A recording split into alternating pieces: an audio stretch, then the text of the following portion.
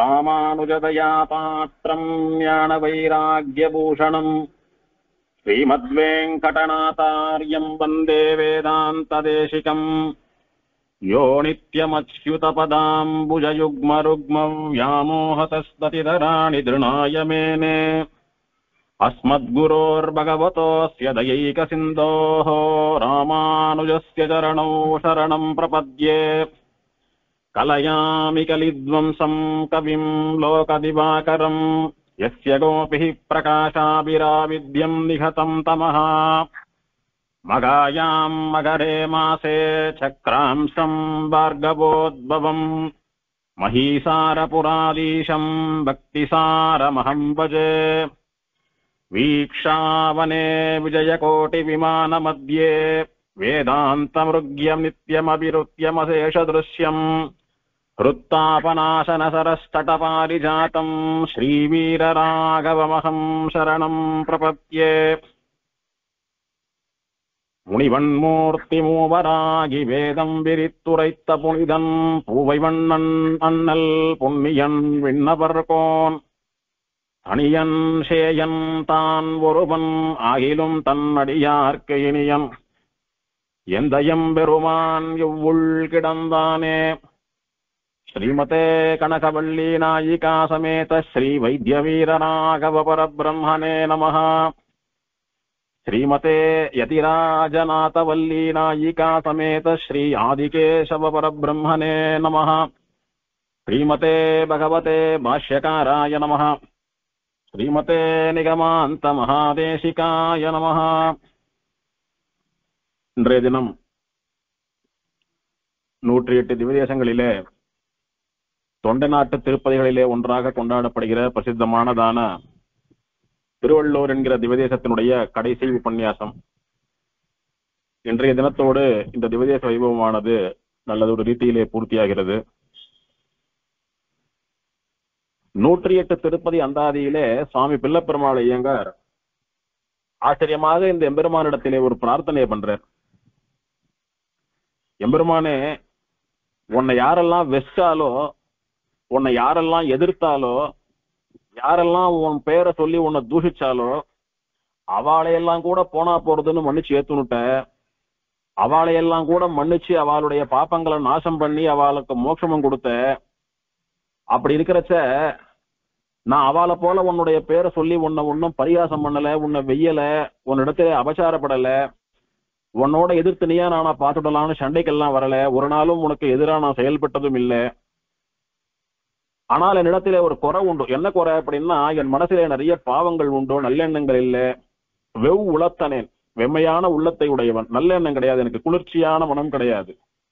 சம்சார தாபத்தினாலே பாப்பத்தினாலே உஷ்ணமாக இருக்கக்கூடிய மனசு என்னுடையது. ஆத்ம சுத்தி கிடையாது என்னிடத்திலே. அது ஒண்ணுதான் குறையே தவிர, நிறைய பேர் புராண இத்திகாச காலங்களில் எல்லாம் உன்னை வெச்சது போலையோ உன்னை எதிர்த்து நின்னது போலையோ நிக்கிறவன் இல்லை. அந்த கோட்டியில நான் சேரல.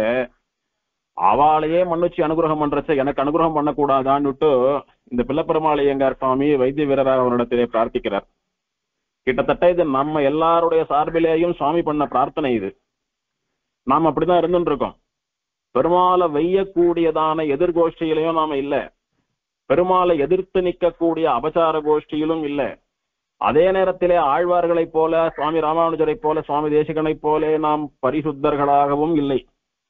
பெருமாளுக்கு எதிரானவாலும் இல்லை, பரம சாத்விகால ஆழ்வாராச்சாரியால போலவும் இல்லை. ஆனா பெருமாளிடத்திலே விசுவாசம் உண்டு, பக்தி உண்டு, மோட்சம் போகணுன்ற ஆசையம் உண்டு. மோட்சம் அவசியம் வேணும். அந்த மோட்சத்துக்கு போறதுக்கு நம்முடைய பாப்பங்களும் சம்சாரமும் தடையா நிக்கிறது.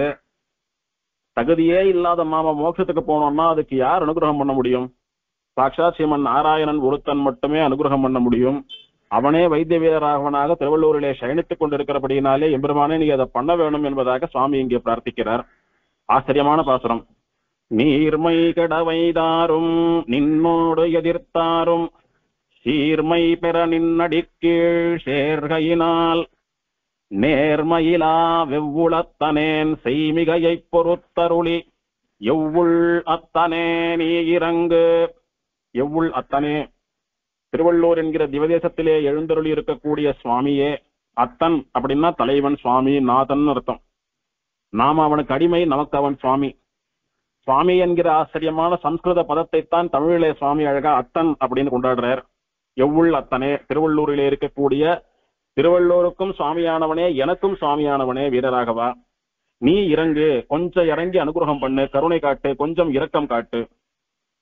எதற்கு இரக்கம் காட்ட வேணும் அப்படின்னு பெருமாள் கேட்கிறார்.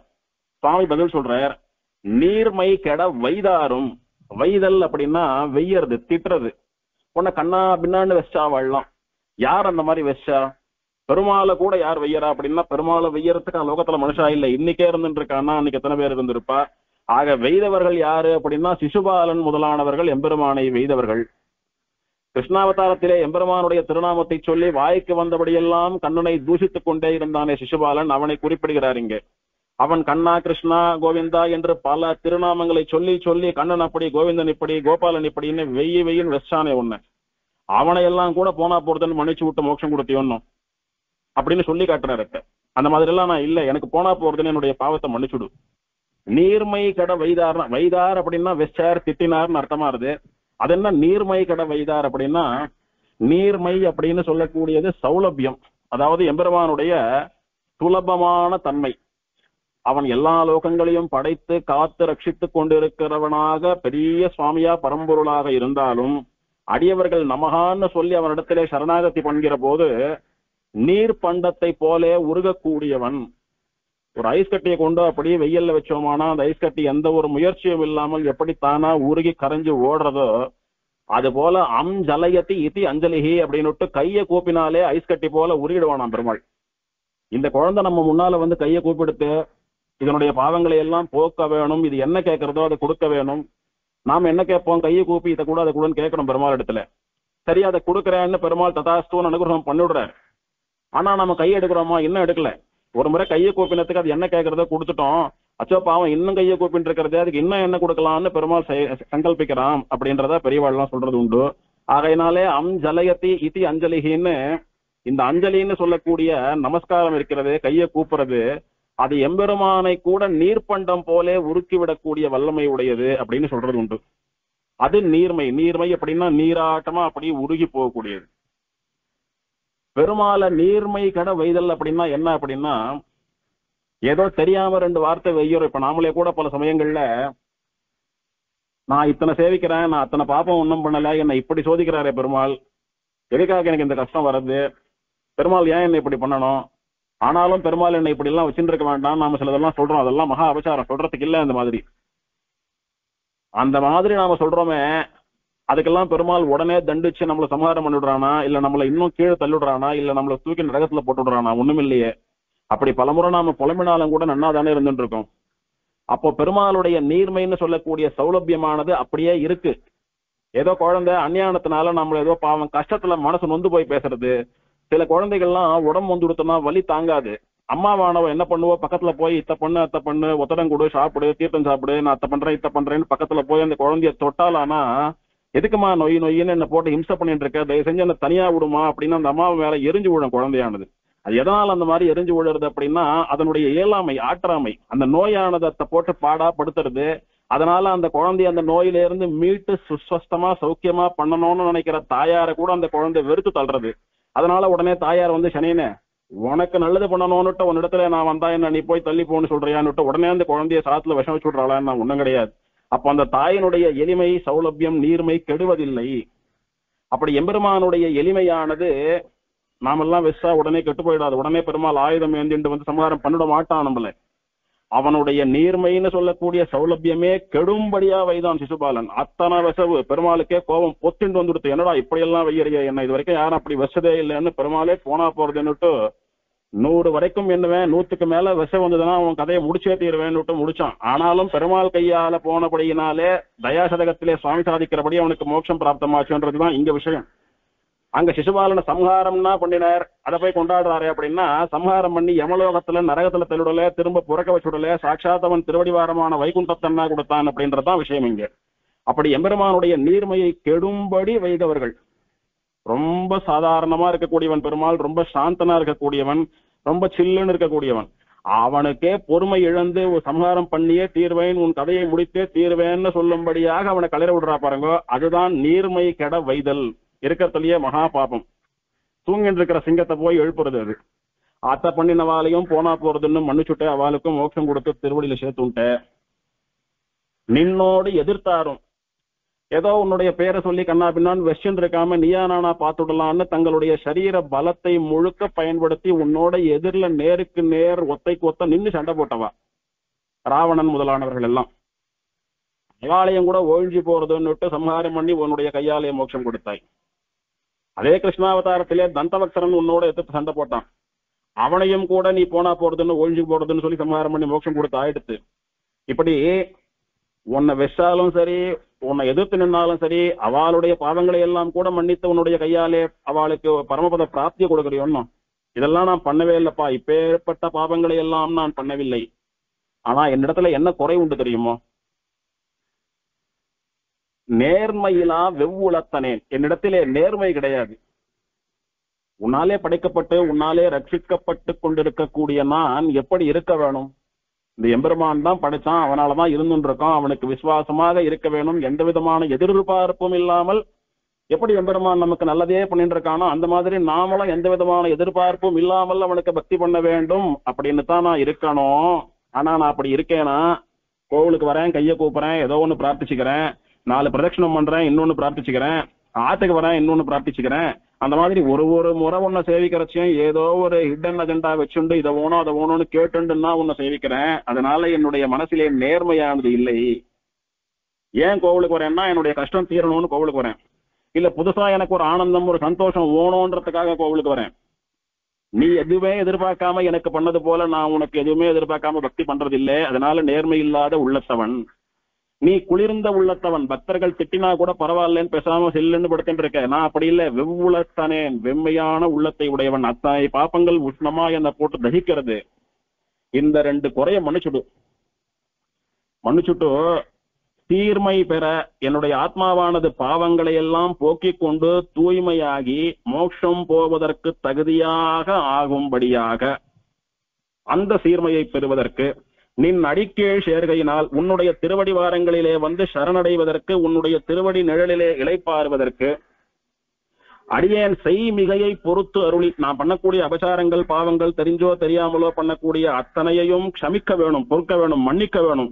மன்னிச்சுட்டோ எவ்வுள் அத்தனே திருவள்ளூரிலே சயனித்துக் கொண்டிருக்கக்கூடிய சுவாமியே நீ இறங்கு, எனக்கு இறங்கி வந்து மோட்சம் கொடுடாப்பா அப்படின்றதா பிரார்த்தனை. இதை நன்னா ஒருத்தரும் மனசாட்சி தொட்டு யோசிச்சு பார்த்தோமானா சாட்சாத் நமக்காக பிஹாஃப் ஆஃப் அவர் செல்ஃப் சுவாமி பிரார்த்திச்சுக்கிறார் இந்த பாசுரத்தை சொல்லி எம்பெருமான் இடத்திலே. அதனாலே ஆச்சரியமான பாசுரம் இது.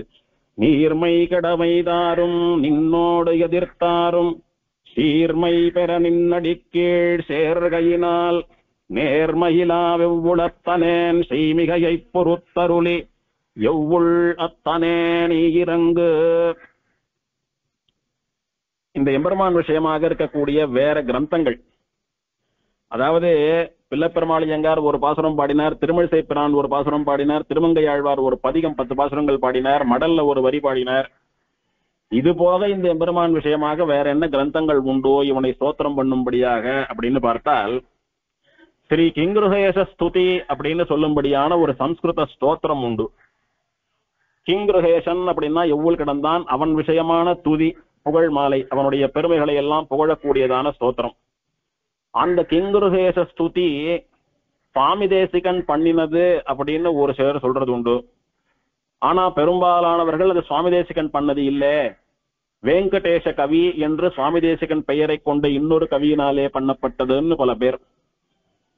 அத்திப்பட்டு ஸ்ரீமத் அழகிய சிங்கர் 34ஆம் பட்டம் ஸ்ரீமத் அழகிய சிங்கர் பண்ணதுன்னு சில பேர் சொல்றது உண்டு.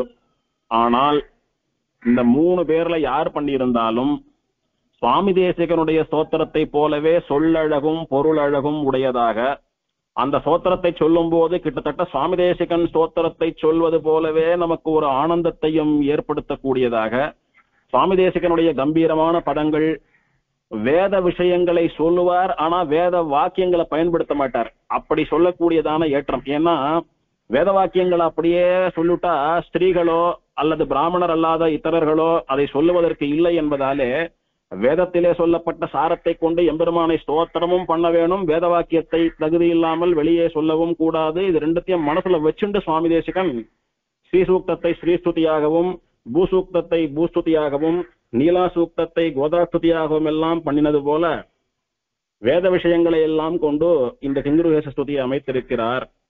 இந்த நடையை பார்த்தாலே சாட்சாத் இது சுவாமி தேசிகன் பண்ணதுதான் அப்படின்னு பல பெரியவர்களுடைய திருவுள்ளம்.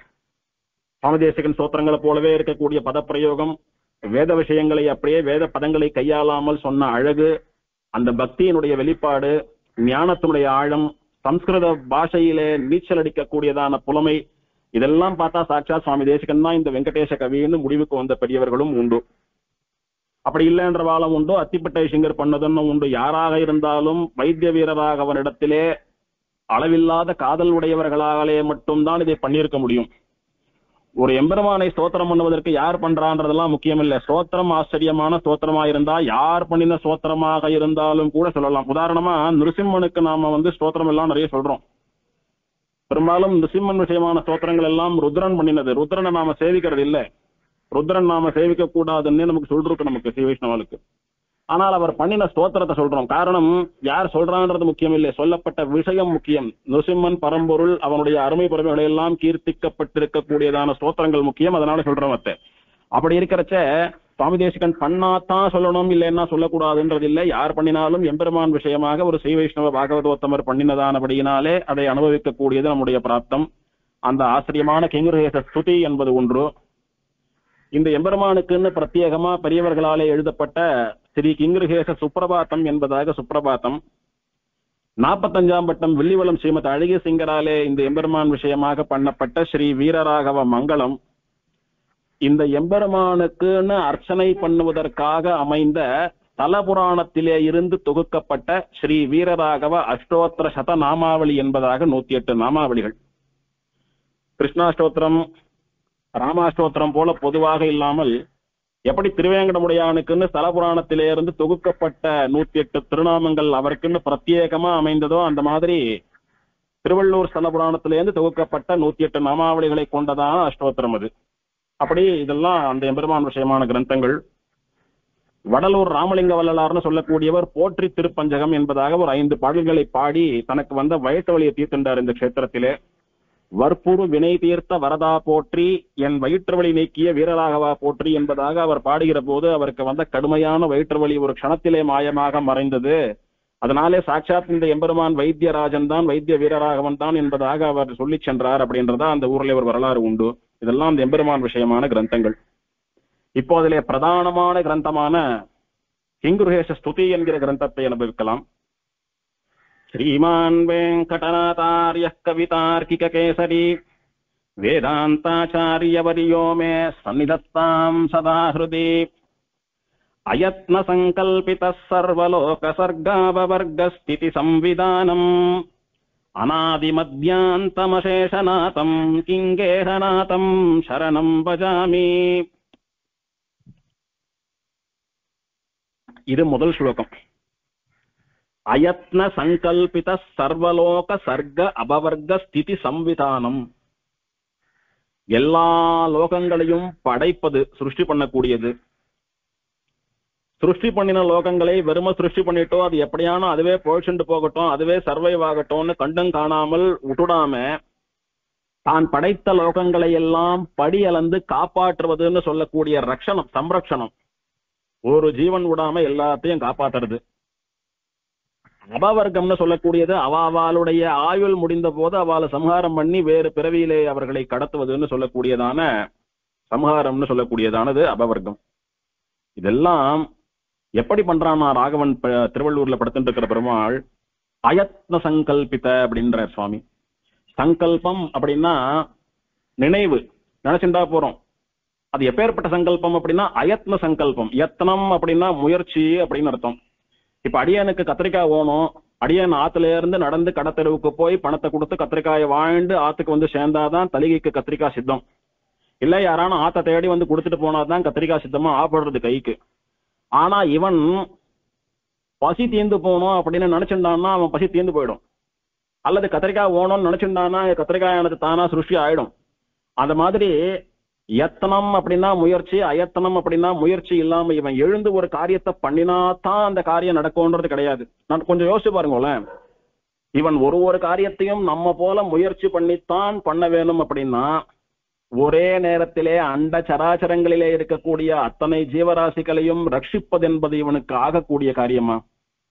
இல்ல நம்மளை போலவே பெருமாளும் அப்படி முயற்சி பண்ணி எத்தனை பட்டுதான் ரட்சிப்பார் அப்படின்னு வச்சுக்கலாம் ஒரு பேச்சுக்கு. அப்ப நாம எத்தனை பேர் இருக்கோமோ அத்தனை பெருமாள் நம்ம பக்கத்திலேயே இருக்கணும். கேசவனுக்கு காரியம் பண்றதுக்குன்னு ஒரு பெருமாள், ராகவனுக்கு காரியம் பண்றதுக்குன்னு ஒரு பெருமாள், பத்மா மாமி காரியம் பண்றதுக்கு ஒரு பெருமாள், லட்சுமி மாமிக்கு காரியம் பண்றதுக்கு ஒரு பெருமாள்னு ஒருத்தர் பக்கத்திலேயே ஒரு பெருமாள் பக்கத்திலேயே நின்று இருக்கணும் என்ன வேண்டமோ அது பண்றதுக்காக, இல்லையா?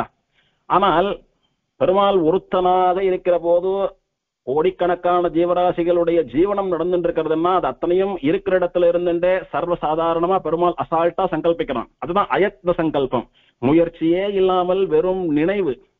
அதே காரியத்தை நம்ம பண்ணோம்னு வச்சுக்கோங்க, கனவு கண்டு இருக்கியோன்னு கேட்பா, பரிகாசம் பண்ணுவா. நான் நன்னா மார்க் வாங்கணும் அப்படின்னு சொல்லிட்டே இருக்கேன், ஆனா புஸ்தகத்தை தொட்டே பாக்குறது இல்லைன்னா பரிகாசம் பண்ணுவா.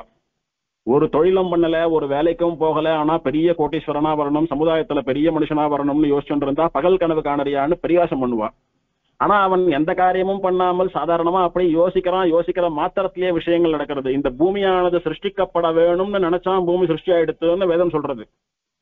அப்படி அயத்ன சங்கல்பம், முயற்சி இல்லாமல் வெறும் சங்கல்ப மாத்திரத்தினாலேயே சர்வத்தையும் சாதிக்கக்கூடியவன் சர்வசாதாரணமாக படுத்துக் கொண்டிருக்கிறான் திருவள்ளூரிலே. அனாதி மத்தியாந்தம் அசேஷநாதம் கிங்கேகநாதம் சரணம் பஜாமி. அனாதி, அவனுக்கு ஆதி என்பதே கிடையாது. சுவாமி உமக்கு எத்தனை வயசாருது? எனக்கு 80, எனக்கு 40, உமக்கு 20ன்னு நாம எல்லாம் வயசு சொல்றோம், என்னைக்கு பிறந்தோன்றத சொல்றோம். அது சரீரத்துக்கான வயசு. ஆத்மா அனாதி. நம்ம சரீரத்துல இருக்கக்கூடியதான இந்த ஆத்மா என்னைக்கு தோணித்து அப்படின்னு கேட்டா யாராலும் சொல்ல முடியுமோ? அது போல எம்பெருமான் என்னைக்கு அவதாரம் பண்ணினான்னு நம்மளால சொல்லவே முடியாது. அதனால அனாதி, ஆதி இல்லாதவன், முதல் இல்லாதவன், எல்லோருக்கும் முன்னாலே இருந்தவன். அவன் பிறந்த போது யாரானும் ஒருத்தர் பக்கத்துல இருந்து பார்த்து இருந்தா தானே அவன் என்னைக்கு பிறந்தான்னு சொல்ல முடியும். ஒன்றும் தேவும் உலகும் உயிரும் மற்றும் யாதும் இல்லா என்ற நான்முகன் தன்னோடு தேவருலகோடு உயிர் படைத்தான் அப்படின்னு ஆழ்வார் சொல்றார். லோகத்துல பிரம்மா சிருஷ்டி பண்ணக்கூடியவன் அவனே கிடையாது, அவனுக்கும் முன்னாலே இருந்தவன் இவன் ஒருத்தன் மட்டும்தான் சொல்றச்ச அவன் எப்போது தோன்றினான்னு யாரால சொல்ல முடியும்? அவன் அனாதி, அவனுக்கு முதல் என்பதே கிடையாது. சுவாமி நாம ஸ்ரீராமநவமி, நிருசிம்ம ஜெயந்தி அப்படின்னு எல்லாம் சொல்றோமேன்னா பெருமாள் அந்த அவதாரம் எடுத்தனால நாம் அப்படி எல்லாம் சொல்லிட்டு இருக்கோம். உண்மையிலே பரம்பொருள் எப்படி தோன்றிற்று, எப்போது தோன்றிற்றுலாம் கிடையாது. அதுக்கு முதல் முடிவுன்றதே கிடையாது, கால வரையறையே கிடையாது. அதுக்கு அனாதி, மத்தியமும் கிடையாது. உதாரணமா மனுஷாளுக்கு 100 வருஷம் ஆயுஷ்னு சொன்னோமானா ஒரு 50-55 வயசுல இருக்கிறவரை பார்த்தா என்ன சொல்லுவோம்? நடுத்தர வயசுக்காரர்னு சொல்றோம். அந்த நடுத்தரம் அப்படின்றத இவ எதை வச்சு கால்குலேட் பண்றா? 100 வயசுல பாதி, ஒரு 45ல இருந்து 55க்குள்ள இருக்கிறவால மிடில் ஏஜ் பீப்புள் அப்படின்னு கால்குலேட் பண்றா. ஏன்னா மொத்த ஆயுஷ் இவ்வளவுதான் ஏதோ ஒரு ரஃபான நிர்ணயம் இருக்கு இவ இடத்துல. இவனுக்கு எத்தனை வருஷம் ஆயுள்னு தெரிஞ்சாதானே இவனுடைய மத்திய காலத்தை நிர்ணயம் பண்ண முடியும். எப்படி ஆதி தெரியாதோ அந்த மாதிரி இவனுக்கு மத்தியமும் கிடையாது, அந்தமும் கிடையாது. ஏதத் தேகாவசானேமான் தத்பாதம் பிராபய ஸ்வயம்னு நம்முடைய சரீரத்தில இருந்து ஆத்மா பிரியற க்ஷணம் நமக்கு மோட்சம் தரேன்னு சொல்றானே பெருமாள். அப்படி சரீரத்தில இருந்து ஆத்மா பிரியக்கூடிய க்ஷணம் நம்முடைய முடிவு, இந்த சரீரத்தினுடைய முடிவு, அது நமக்கு அந்தம். அந்த மாதிரி எம்பெருமானுக்கு அந்தம் உண்டோ? சத்தியமா கிடையாது. எம்பெருமானுக்கு அந்தம் உண்டோன்னா எதுவுமே நிக்காது. அவன் அனாதி, முதலில்லாதவன், நடுவில்லாதவன், முடிவும் இல்லாதவன். அனாதி, அமத்தியம், அனந்தம் அப்படின்னுட்டு அந்த அகாரத்தை 3 பதத்தோடையும் அன்வைத்துக் கொள்ள வேணும். சரி, அப்படி முதலும் நடுவும் முடிவும் இல்லாததுனால என்னத்தை சாதித்தான் பெருமாள் அப்படின்னு ஒரு கேள்வி கேட்டால், அசேஷநாதம், எல்லோருக்கும் நாதமாக சுவாமியாக இருக்கிறான் பெருமாள் அப்படின்றது பலன். யாருமே இல்லாத போது பிரம்மாவை படைச்சான், பிரம்மாவுக்கு சுவாமி ஆயிட்டான். ருத்ராதிகளை எல்லாம் சிருஷ்டி பண்ணினான், அவளுக்கு சுவாமி ஆயிட்டான். எத்தனையோ யுகங்கள் கழித்து இன்னைக்கு இருக்கிற நமக்கும் சுவாமி, இன்னும் கோடிக்கணக்கான யுகங்கள் கழித்து வரப்போகிறவர்களுக்கும் சுவாமி. அப்படி ஆதிலே இருந்து மத்தியமும் தெரியாமல் முடிவும் தெரியாமல் இருக்கக்கூடியவன் எல்லோருக்கும் நாதனாக இருந்து கொண்டு அவர்களை ரட்சித்துக் கொண்டிருக்கிறான். நமக்கு என்ன வேணும்?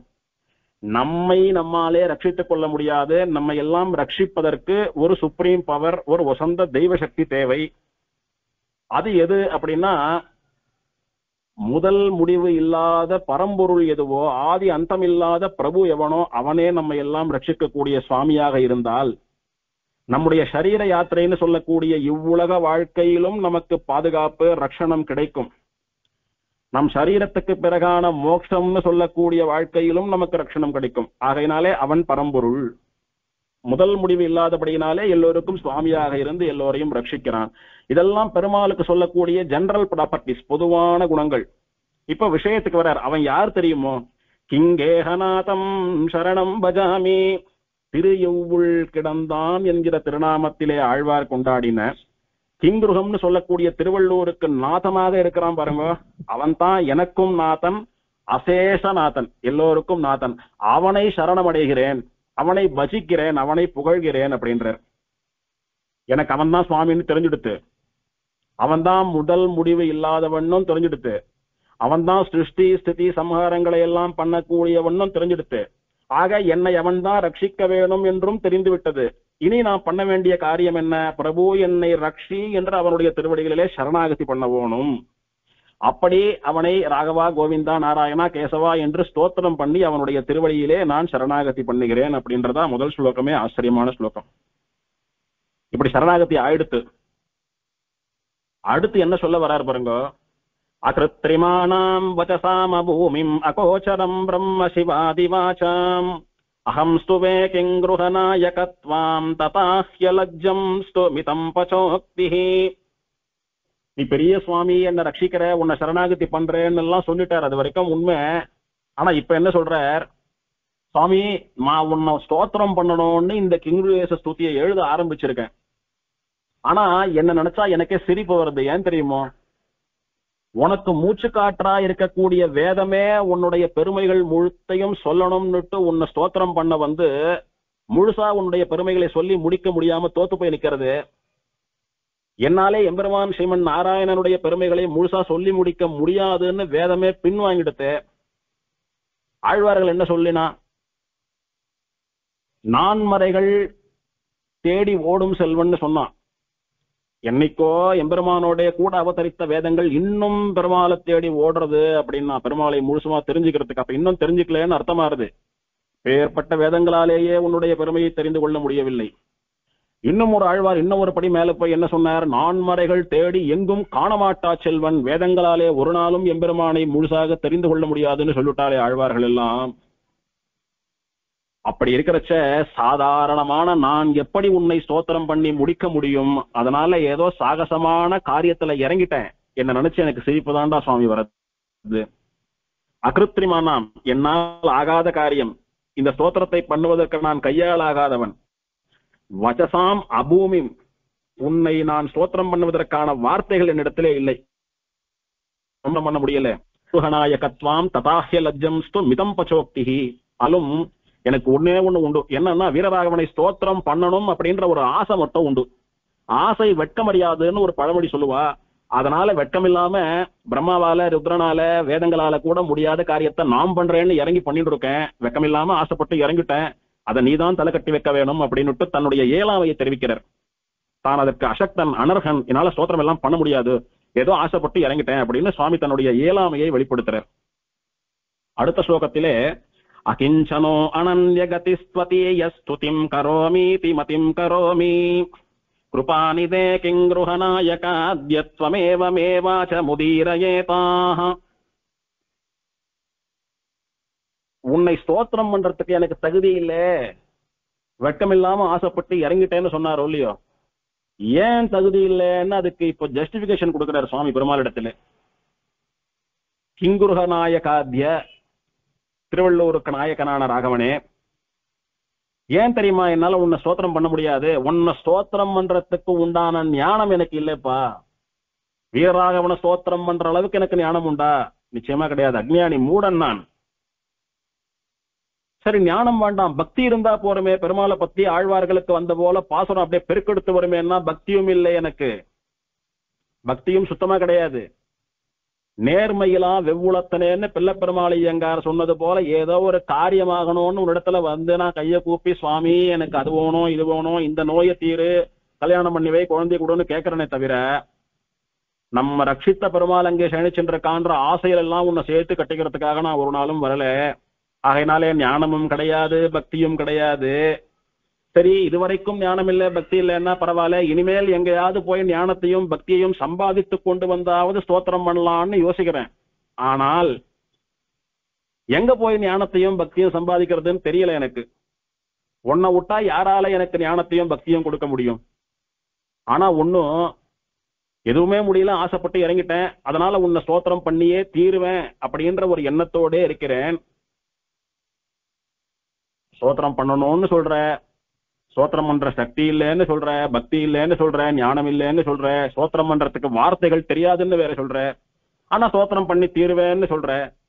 எப்படிதான் உன்னுடைய காரியம் ஆறுதுன்னு கேக்குறியா? அதுக்கு நான் ஒரு வழி சொல்றேன்டா அப்பா ராகவா. நீ எனக்குள்ள புகுந்து என் வாயில இருக்கக்கூடிய வார்த்தையினால உன்னை நீயே ஸ்தோத்திரம் பண்ணிக்கோன்னுட்டார் சுவாமி. நம்மாழ்வார் திருவாய்மொழியில சாதிக்கிறார், நான் திருவாய்மொழிய பாடவே இல்லை, பெருமாள் என்னுடைய வாக்கிலே புகுந்து என்ன ஒரு கருவியா ஒரு டிவைஸா பயன்படுத்திட்டு தன்னைத்தானே ஸ்தோத்திரம் பண்ணிட்டான் அப்படின்னு நம்மாழ்வார் சாதிக்கிறார். நான் ஆச்சரியமா திருவாய்மொழி பாடினேன்னு நீங்க எல்லாம் கொண்டாடுறங்களே, நிச்சயமா திருவாய்மொழி நம்மாழ்வார்னு சொல்லக்கூடிய நான் பாடினது கிடையாது. என் வாக்கிலே புகுந்து பெருமாள் தன்னைத்தானே பாடிண்டான். அப்படி பாடிண்டா தான் அவனுடைய பெருமையை உள்ளது போல சொல்ல முடியும். அவனை தவிர அவனுடைய பெருமையை சொல்றதுக்கு யாரும் கிடையாது அப்படின்னு நம்மாழ்வார் சொன்னார். அதையே சுவாமி தேசிகன் இங்க ஆச்சரியமா சாதிக்கிறார். என்னுடைய ஆசை நிறைவேறணும், என்னுடைய முயற்சியில இருந்து நான் பின்வாங்காம மத்தவா என்ன பரியாசம் பண்ணாம இருக்கணும். இப்படி சுவாமி தேசிகன் ஒருத்தரம் வீரராகவனை ஸ்தோத்திரம் பண்ணணும்னு சாகசமா இறங்கிட்டாராம். ஆனா ஒரு ஸ்தோத்திரம் பண்ணார், அதுக்கப்புறம் எனக்கு வார்த்தை வரல, ஞானம் இல்ல, பக்தி இல்லைன்னு அப்படியே பின் வாங்கிட்டாராம். அப்படின்னு நாளைக்கு என்ன பரிகாசம் பண்ணுவா? உன்னுடைய பக்தனை மத்தவா பரிகாசம் பண்ணாமல் இருக்க வேணும். அதே சமயத்திலே என்னுடைய ஆசையும் நிறைவேற வேணும். அடியவர்கள் உன்னை ஸ்தோத்திரம் பண்ணுவதற்கு என் மூலமாக ஒரு ஸ்தோத்திரமும் அவதரிக்க வேணும். இதெல்லாம் நடக்கணும்னா ஒரே வழி உண்டு. ஆழ்வாருக்குள்ளே புகுந்து அவரை கொண்டு திருவாய்மொழியை நீயே பாடுவித்துக் கொண்டது போல எனக்குள்ளே புகுந்து கெங்குருவேச ஸ்துதியை நீயே பாடிக்கொள் அப்படின்னு பிரார்த்திக்கிறார். எப்பேற்பட்ட சாமர்த்தியம் சுவாமிக்கு! அடுத்த ஸ்லோகத்திலே ஸ்வயை வதத்தாம் உபலப்யவானீம் அனீயசீம் அப்ரதிம பிரபாவம் பிரசாதயே கிங்குருஹநாயகத்வாம் நசேத் குதோ மே சபலம் வசஸ்யாத். சுவாமி, எல்லோரும் என்ன ஞானவான் அப்படின்னு சொல்றா, நல்ல ஞானின்னு சொல்றா, வேதாந்தங்களுக்கெல்லாம் ஆச்சாரியன், வேதாந்தாச்சாரியன் எல்லாம் சொல்றா இந்த லோகத்திலே. அது எப்படி எனக்கு வந்தது தெரியுமோ? உம்மாலே அனுகிரகிக்கப்பட்ட சிறிய ஞானத்தவன் நான். எனக்குன்னு நீர் ஒரு அனுகிரகம் பண்ணி ஒரு கட்டாட்சம் பண்ணி ஏதோ கொஞ்சம் ஞானம் கொடுத்தீர் பாருங்க, அந்த ஞானத்தை கொண்டுதான் நான் பொழப்ப நடத்திட்டு இருக்கேன், என்னுடைய வண்டி ஓடுறது. அந்த கொஞ்சோண்டு ஞானத்தை கொண்டு உம்முடைய அளவில்லாத மகிமையை ஸ்தோத்திரம் பண்ண முடியுமா? ஆனால் அப்படி ஸ்தோத்திரம் பண்ணல, பின்வாங்கிட்டேன்னு வச்சுக்கோங்க, மத்தவா பரியாசம் பண்றதெல்லாம் கூட விட்டு தள்ளுங்க. நான் வாக்கு படைத்து என்ன பிரயோஜனம்? எனக்கு நாக்குன்னு ஒன்னு இருந்து நான் ஊமையாக பிறக்காமல் பேசக்கூடிய சக்தி எனக்கு இருந்து என்ன பிரயோஜனம்? பெருமாள் தான் இந்த தேசிகனுக்கு ஞானத்தை கொடுத்தார், அவரையே ஸ்தோத்திரம் பண்ணாம இருக்காரேன்னு 4 பேர் என்ன வந்து தப்பா சொல்ல மாட்டாளா? இல்ல நானே நன்றி இல்லாதவன் ஆகிவிட மாட்டேனா? நான் படைத்த பையனாக நாராயணனை ஸ்தோத்திரம் பண்ண வேண்டாமா? எம்பெருமானே நான் உன்னை பாடணுமோன்னும். ஆகையினாலே என் நான் படைத்த பயனுக்காகவாவது என்னுள்ளே புகுந்து உன்னை நீ ஸ்தோத்திரம் பண்ணி கொள் அப்படின்றதா இந்த ஸ்லோகத்திலே பிரார்த்தித்துக் கொண்டு, அனேன ஜீவேன சமஸ்த வஸ்து பிரவிஷ்ய நாமானி ச ரூபவேதைஹி வியாக்ருத்ய வீக்ஷாவன மத்யபாகே விபும்சயானம் சததம் பஜாமி. எபெருமானே, இந்த லோகத்தை நீ சிருஷ்டிக்கிற போதே ஒரு வஸ்துவுக்குள்ளும் அந்தர்யாமியாக நீ இருப்பது போலேதான் சிருஷ்டிச்சிருக்க. ஒரு ஜீவனம் தோன்றுகிற போதே உள்ளே அந்தர்யாமியா உன்னை கொண்டுதான் தோன்றது. இல்ல ஒரு உயிர் பிறக்கும், குறிப்பிட்ட வயசு வரும்போதுதான் பெருமாள் அதுக்குள்ள புகுவான், அப்புறம்தான் அந்தர்யாமி வருவான். 10 வயசு வரைக்கும் 15 வயசு வரைக்கும் ஒருத்தனுக்கு அந்தர்யாமி கிடையாது, அப்புறம் தான் வருவான்னு யாரான சொல்ல கேள்விப்பட்டது உண்டோ? கிடையாது. அப்படி இருக்கிற பட்சத்துல ஒரு ஜீவனை சிருஷ்டிக்கிற போதுமே கூட நீ அவர்களுக்குள்ளே அந்த பிரவிஷ்யான்னு சொல்கிறபடி அந்தர்யாமியாக இருந்து விடுகிறாய் அல்லவா? அந்த மாதிரி நான் பிறக்கிற போதும் எனக்குள்ளே நீ புகுந்திருப்பாய் அல்லவா? எனக்குள்ளே இருந்துருக்க, நான் இத்தனை பிரயத்தனம் பண்ணி உன்னை ஸ்தோத்திரம் பண்ண முடியாம தவிக்கிறேன். எப்படி திருவள்ளூர்ல ஆதிசேஷன் பேர்ல சாலிஹோத்திர மகர்ஷியினுடைய ஆசிரமத்துல படுத்துட்டு இருக்கியோ, அப்படியே என்னுடைய ஹிருத்புண்டரீகம்னு சொல்லக்கூடிய என்னுடைய ஹிருதயத்திலேயும் சயனித்துக் கொண்டிருக்கிறாய். திருவள்ளூர்ல படுத்துட்டு பேசாம தூங்கிண்டா இருக்க, உன்னை தேடி வந்து கொண்டிருக்கக்கூடிய அடியவர்களுடைய கஷ்டத்தை எல்லாம் தீர்த்துட்டு இருக்கியோன்னு அங்க படுத்துட்டு மட்டும் வரவாளுடைய கஷ்டத்தை எல்லாம் தீக்கிற. என் மனசுக்குள்ள படுத்துண்டு ஸ்தோத்திரம் பண்ண முடியாம நான் தவிக்கிற தவிப்பை சரி பண்ண மாட்டேயோ? ஏன்பா என்னுடைய மனசுல படுத்துட்டு இருக்க, எதுக்கு நீங்க இத்தனை கஷ்டப்படுறீங்க, நீங்க பேசாம இருங்க, நான் பாத்துக்கிறேன். இந்த ஸ்தோத்திரத்தை அப்படியே மழை போல பொழிய மாட்டேயோன்னு பிரார்த்திக்கிறாரு இங்க. ஒரு ஒரு உயிரை படைக்கிறச்சையும் கூட வந்தா எடுத்து, அந்த மாதிரி தானே எனக்கும் வந்தேன் அப்படின்னுட்டு உபனிஷத்தினுடைய அர்த்தத்தை சுவாமி அந்த உபனிஷத் வாக்கியத்தை சொல்லாமல் இதிலே ஒழித்து வைத்திருக்கிறார். எம்பெருமான் அந்தர்யாமியாக எல்லோருக்கும் எப்போதும் கூடவே இருந்து அனுகிரகம் பண்ணக்கூடியவன் என்கிற உயர்ந்த வேதாந்த விஷயம் சொல்லப்படுறது இங்க. அசேஷ பும்சாம் ஹிருதி சந்நிவிஷ்டம் அனல்பசக்தியாதி குணைர் விசிஷ்டம் ஹிருத்தாபஹிருத் பங்கஜ பிருங்கஜுஷ்டம் தேவம் பஜே கிங்கிருஹகம் மமேஷ்டம். எம்பெருமானே, நான் போன ஸ்லோகத்திலே சொன்னது போல நீ எல்லோருடைய ஹிருதயத்திலும் அந்தர்யாமியாக இருக்கிறாய். நீ பகவான். ஞானம், பலம், ஐஸ்வர்யம், வீரியம், சக்தி, தேஜஸ்ன்னு சொல்லக்கூடிய 6 குணங்களுடைய இருப்பிடமாக திகழ்பவன் நீ. ருத்தாபநாசினி புஷ்கரணியினுடைய கரையிலே இருக்கக்கூடியதான தோட்டங்களிலே இருக்கக்கூடிய புஷ்பங்களிலே தேனை சாப்பிடுவதற்காக நிறைய வண்டுகள் வந்து சேர்ந்திருக்கின்றன. அந்த வண்டுகள் எல்லாம் அப்படியே ரீங்காரமிட்டு கொண்டிருக்கின்றன. அந்த ரீங்கார ஓசையை நீ ரசிக்கிறாய். ஏன் தெரியுமோ, இங்க ஆச்சரியமா குளிர்ந்த ஒரு தீர்த்தத்தை நாம சிருஷ்டிச்சதனாலதானே இந்த தீர்த்தத்தினுடைய கரையிலே இத்தனை புஷ்ப செடிகள் மலர்ந்து அதுல தேன் சமிருத்தியா இருக்கிறது. அதனாலதானே வண்டுகள் எல்லாம் தேடி வந்து ஆச்சரியமா சாப்பிடுறது. நம்ம கண்ணெதிர்க்கவே நம்மாலே சிருஷ்டிக்கப்பட்ட உயிர்கள் பசியாறுவதை பார்த்து ஆனந்திக்கிறோமே என்கிற ஒரு ஆனந்தத்திலே நீ மிதந்து கொண்டு படுத்துக் கொண்டிருக்கிறாய். ஒரு அம்மா ஆத்துல பார்த்து பார்த்து பட்சணங்கள் தலிகை எல்லாம் பண்ணி வைக்கிறா. பண்ணி வச்சுட்டு கார்த்தால 4 மணிக்கு எழுந்துட்டேன், ஆத்து காரியம் எல்லாம் பண்ணேன், என்னையும் பார்த்துட்டேன், பெருமாளுக்கு பண்ணேன், அத்தை பண்ணேன், இத்த பண்ணேன், கடத்தெருவுக்கு போய் எல்லாத்தையும் வாங்கிட்டு வந்து இத்தனை வகை பண்ணி ஆயிடுத்து. எது ஷார்ட்டா எனக்கு என்ன, சாப்பிடலாம் எனக்கு என்ன, பண்ணி வச்சா எடுத்து நான் போய் படுத்துக்கிறேன்னு ஒரு 10 மணிக்கு போய் படுத்துட்டாலானா யார் கதி என்ன ஆகும்? அவளுடைய கஷ்டங்களை எல்லாம் எப்போ தீர்றது? ஆத்து மனுஷாளுக்கு குழந்தைகளுக்கு இலையில சாத்த பரிமாறி உனக்கு என்ன வேணும் என்ன பிடிக்கும்னு கேட்டு கேட்டு பார்த்து பார்த்து வாஞ்சையா அவ பரிமாறி அவ நன்னா வயறார சாப்பிடுறத பார்த்து இவ அப்படி ஆனந்தம் அடைகிறா பாருங்க. அப்போ ஒரு ஒரு வேலையும் அவ அந்த தலிகை பண்றதுக்கு எத்தனை சிரமப்பட்டு அடுப்புல வெந்தாலோ அந்த சிரமம் எல்லாம் கூட மறந்து போய் அடுத்த வேலை இதை விட இன்னும் நன்னா பண்ணி போடணும், இந்த குழந்தைக்கு என்னென்ன பிடிக்குமோ அதெல்லாம் பண்ணி போடணும்ன்ற உற்சாகம் வர்றது அவளிடத்துல. அவளை நம்முடைய குழந்தைகள் அது நம்மளை நம்பி இருக்கு, நாம தான் அதுங்களுக்கு சாதம் போடணும்ன்ற உணர்ச்சி மட்டும் இல்லாமல் ஒரு தனி மனுஷியா வச்சு பார்த்தோமானா என்னைக்காவது 2 நாள் தலிகை பண்ணாம படுத்துட்டு தூங்க மாட்டோமா? என்னைக்காவது கோவில்ல பெருமாள் தொத்தியோன்னமோ புளியோரையோ கொடுத்தான்னா வாங்கி வாயில போட்டு நாளை ஓட்ட மாட்டோமா? தினம் அடுப்பு பத்த வச்சுட்டு ஓழணுன்னு இருக்கனே அப்படின்ற கஷ்டம் மிஞ்சும். அத்தனை சிரமத்தையும் பொறுத்து கொண்டு அடுப்பிலே வெந்து கொண்டு 70-90 வயசு வரைக்கும் தாய்மார்கள் தலிகை பண்றான்னா என்ன காரணம்? தன்னை நம்பி இருக்கிற ஜீவன்கள் பசியாறுவதை பார்த்து அவ ஆனந்தம் அடையக்கூடியதான அந்த ஒரு உணர்வுக்காகத்தான் அவளுடைய ஜீவிதம் ஓடின்னு இருக்கிறது இன்னைக்கும். அப்படி பெருமாள் சிருஷ்டி பண்ணிட்டு அந்த ஜீவராசிகளுக்கு தேவையான வசதிகளை எல்லாம் பண்ணி கொடுத்தான். அவளுக்கு தேவையானது என்னமோ எல்லாம் அலாட் பண்ணிட்டான். யார் எப்படியானும் போங்கோ அப்படின்னு தண்ணி தெளிச்சு விட்டுடல பெருமாள்.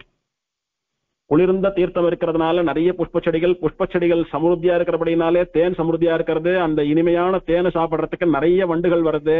வண்டு பெருமாள் இங்க ஆச்சரியமா நிசப்தமா சயனிச்சுட்டு இருக்கார். பெருமாள் இடத்துல சவுண்ட் நம்ம எதுவும் வந்து எழுப்பக்கூடாது, ரீங்காரம் எல்லாம் இடக்கூடாது, சைலண்டா மியூட் மோட்ல சாப்பிடணும்னு தெரியுமா வண்டுக்கு? அது பாவம் ஞானம் இல்லாத ஜீவன் தானே, அது சாதாரண ஒரு பகுத்தறிவில்லாத ஜீவன் தானே.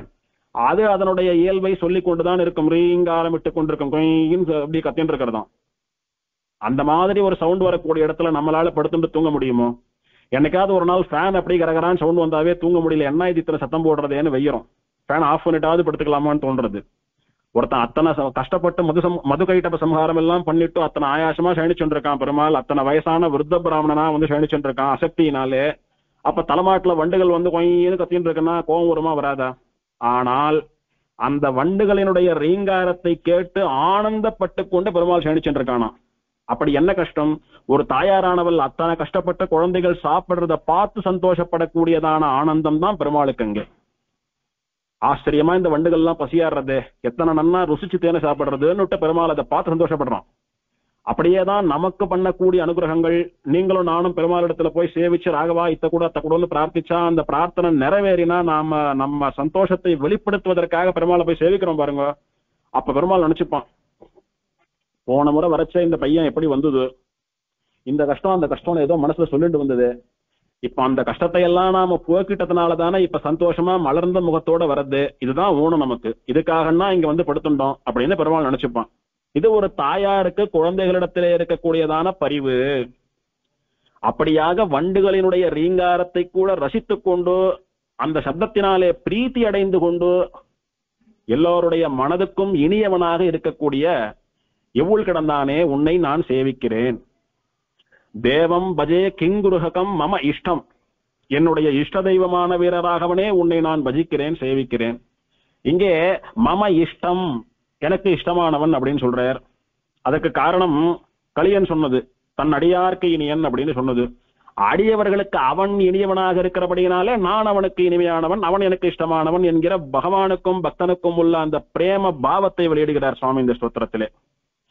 அடுத்த ஸ்லோகமான 7வது ஸ்லோகத்திலே ஸ்ரீ சாலிஹோத்ரார்பித சாலிபிஷ்ட ஹ்ருஷ்டோபலாம் தேவச இஷ்ணுரேனம் கிம் கேஹமத்ரேதி யதாவதத்ததே கிங்கேஹமாசீத்தவ சத்மனாம்னா. சாலிஹோத்திர மகரிஷினாலே சமர்ப்பிக்கப்பட்ட சாலி பிஷ்டம்.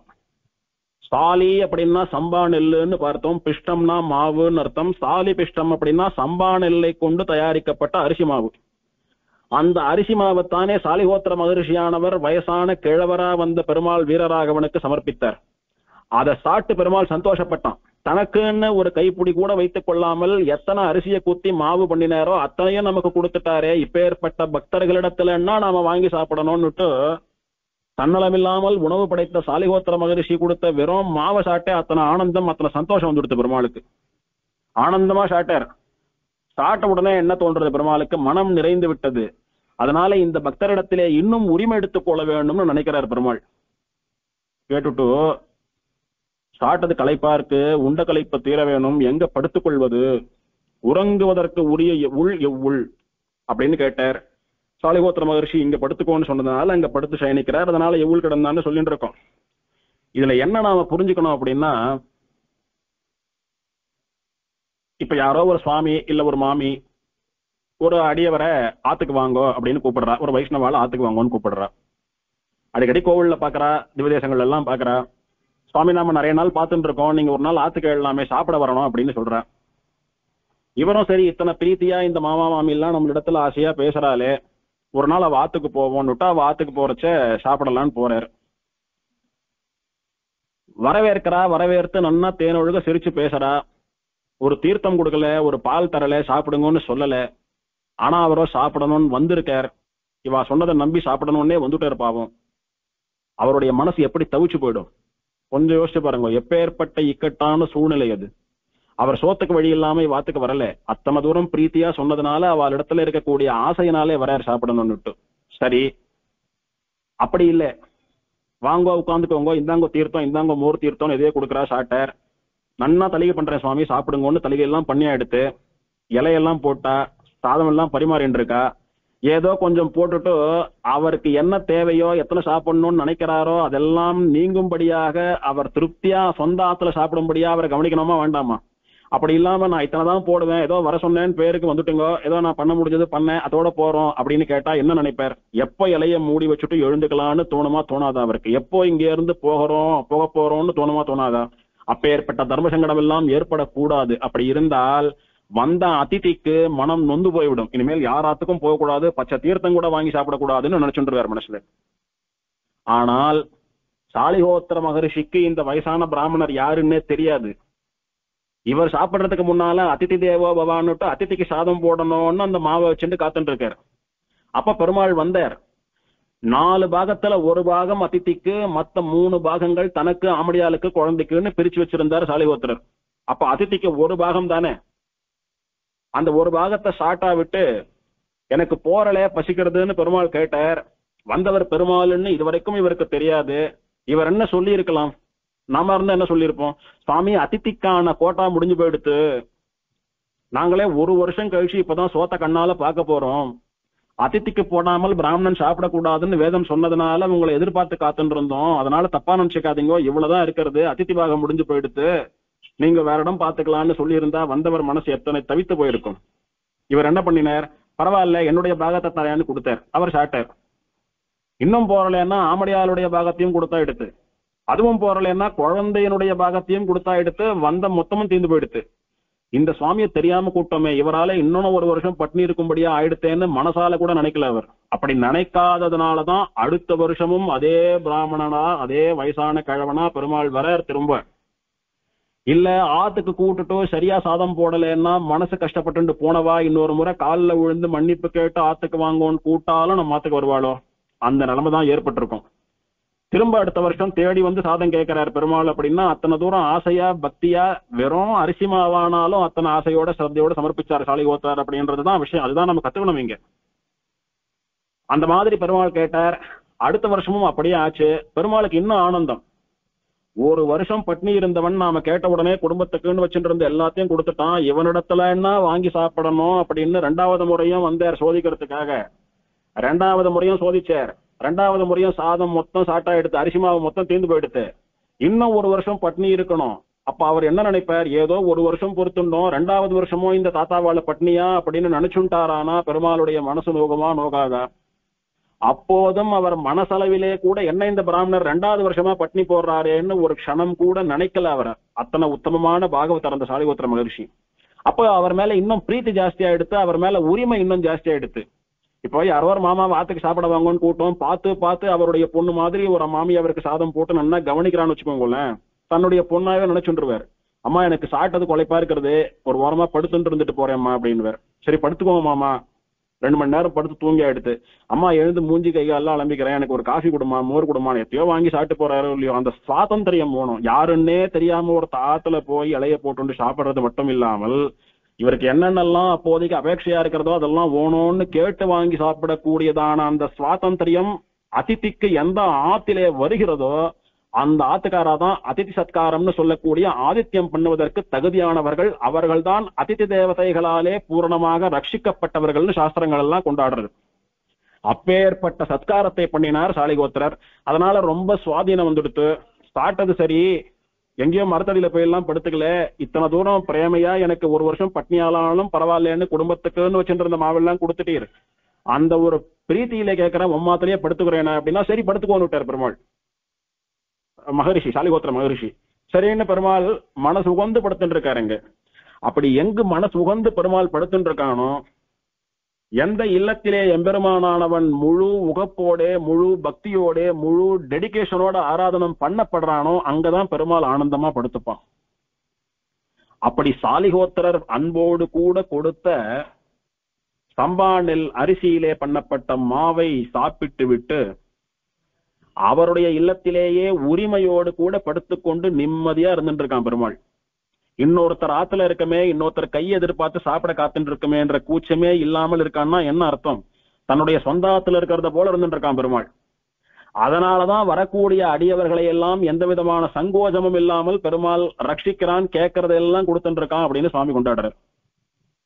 அப்பேற்பட்ட திருவள்ளூரிலே சயனித்துக் கொண்டிருக்கக்கூடிய எம்பெருமானுக்கு கிம் கேகம் உறைவதற்கு உரிய உள் எவ்வுள் என்று சாலிகோத்திர மகரிஷியினிடத்திலே கேள்வி கேட்டு சயனித்துக் கொண்டதனாலே எம்பெருமானுக்கு திரு எவ்வுள் கிடந்தான், திரு எவ்வுள் நாதன் கிம் குருஹேஷன் அப்படின்ற திருநாமம் உண்டானது அப்படின்னு சுவாமி சொல்றார். துவாரகைக்கு ஈசனானபடியினாலே துவாரகாதீசன் என்கிற பெயரை சம்பாதித்தான் எம்பெருமான். ரங்கத்துக்கு நாதனானபடியினாலே ரங்கநாதன் என்ற பெயரை சம்பாதித்தான். திருவேங்கடத்தை உடையவனானபடியினாலே திருவேங்கடமுடையான் என்ற திருநாமத்தை சம்பாதித்தான் அல்லவா? அப்படி கிங்குருகம்னு சொல்லக்கூடிய எவ்வுளிலே கிடந்தபடியினாலே கிங்குருகநாதன் கிங்கேகநாதன் எவ்வுள் கிடந்தான் என்கிற பெயர்களை எல்லாம் சுவாமி சம்பாதித்தார் அப்படின்னு ராகவனுடைய பெயர் சம்பாதனத்தை புகழ்கிறார் இங்கே சுவாமி. ராகவனுடைய பெயர் எப்படி வந்ததுன்னு பெயர் காரணத்தை ஸ்தோத்திரம் பண்ணி ஆயிடுத்து.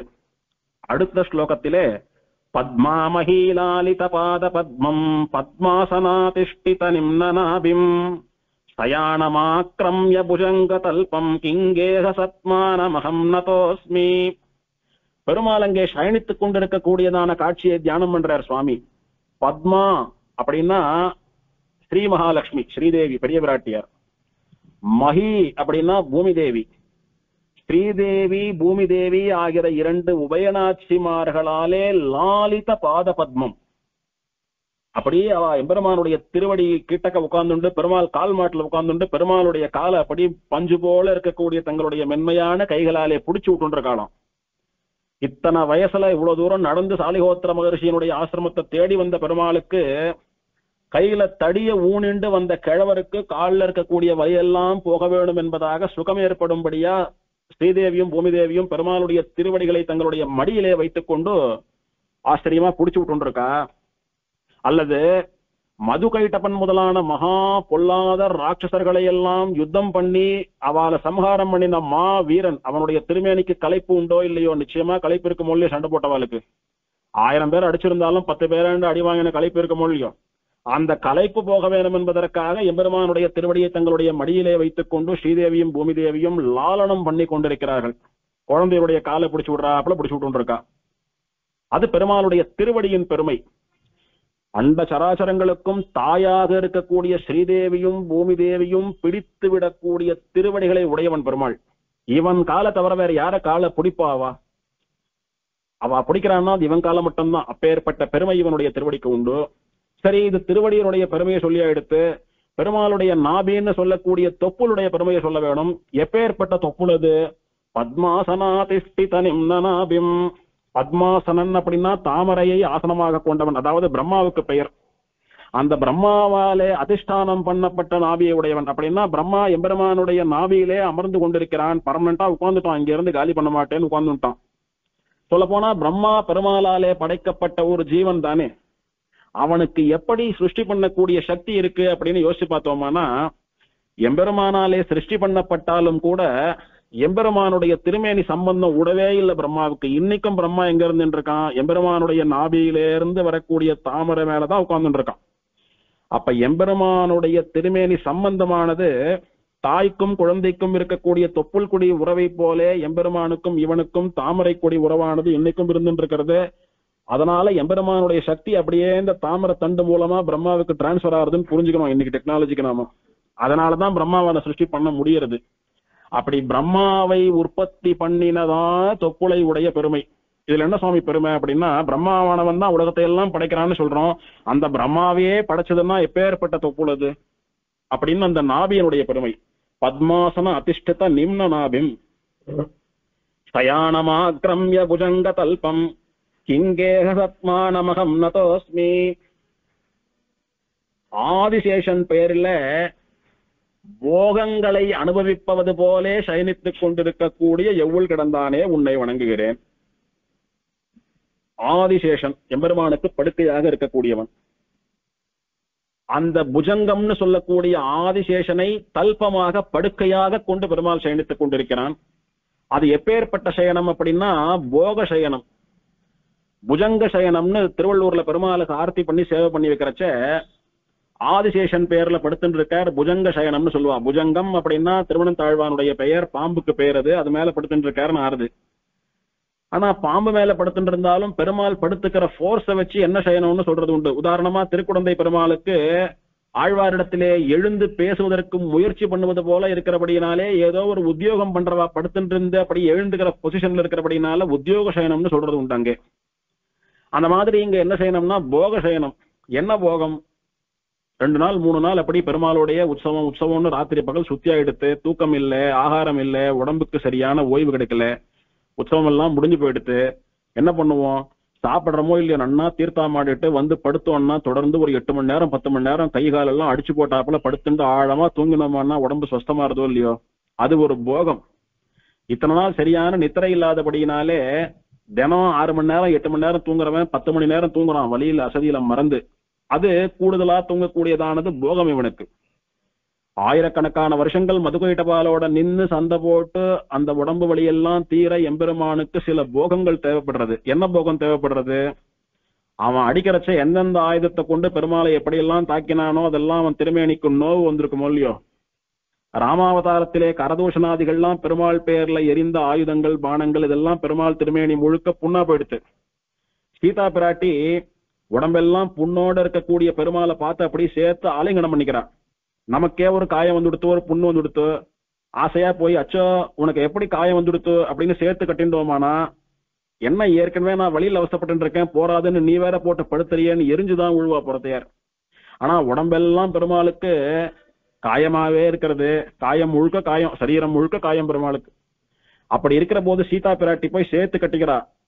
நாமளா இருந்தா என்ன இப்படி இம்சை பண்றிய, முதல்ல உடுன்னுவோம். ஆனால் சீதா பிராட்டி ஆலிங்கனம் பண்ணி கொண்டது பெருமாளுக்கு எப்படியாச்சுன்னா, பெருமாளுடைய காயங்களுக்கெல்லாம் மருந்து போடுவது போல பிராட்டி ஆலிங்கனம் பண்ண க்ஷணத்திலே பெருமாள் திருமேனியிலே இருந்த அத்தனை காயங்களும் மாயமா மறைஞ்சு போயிடுத்து.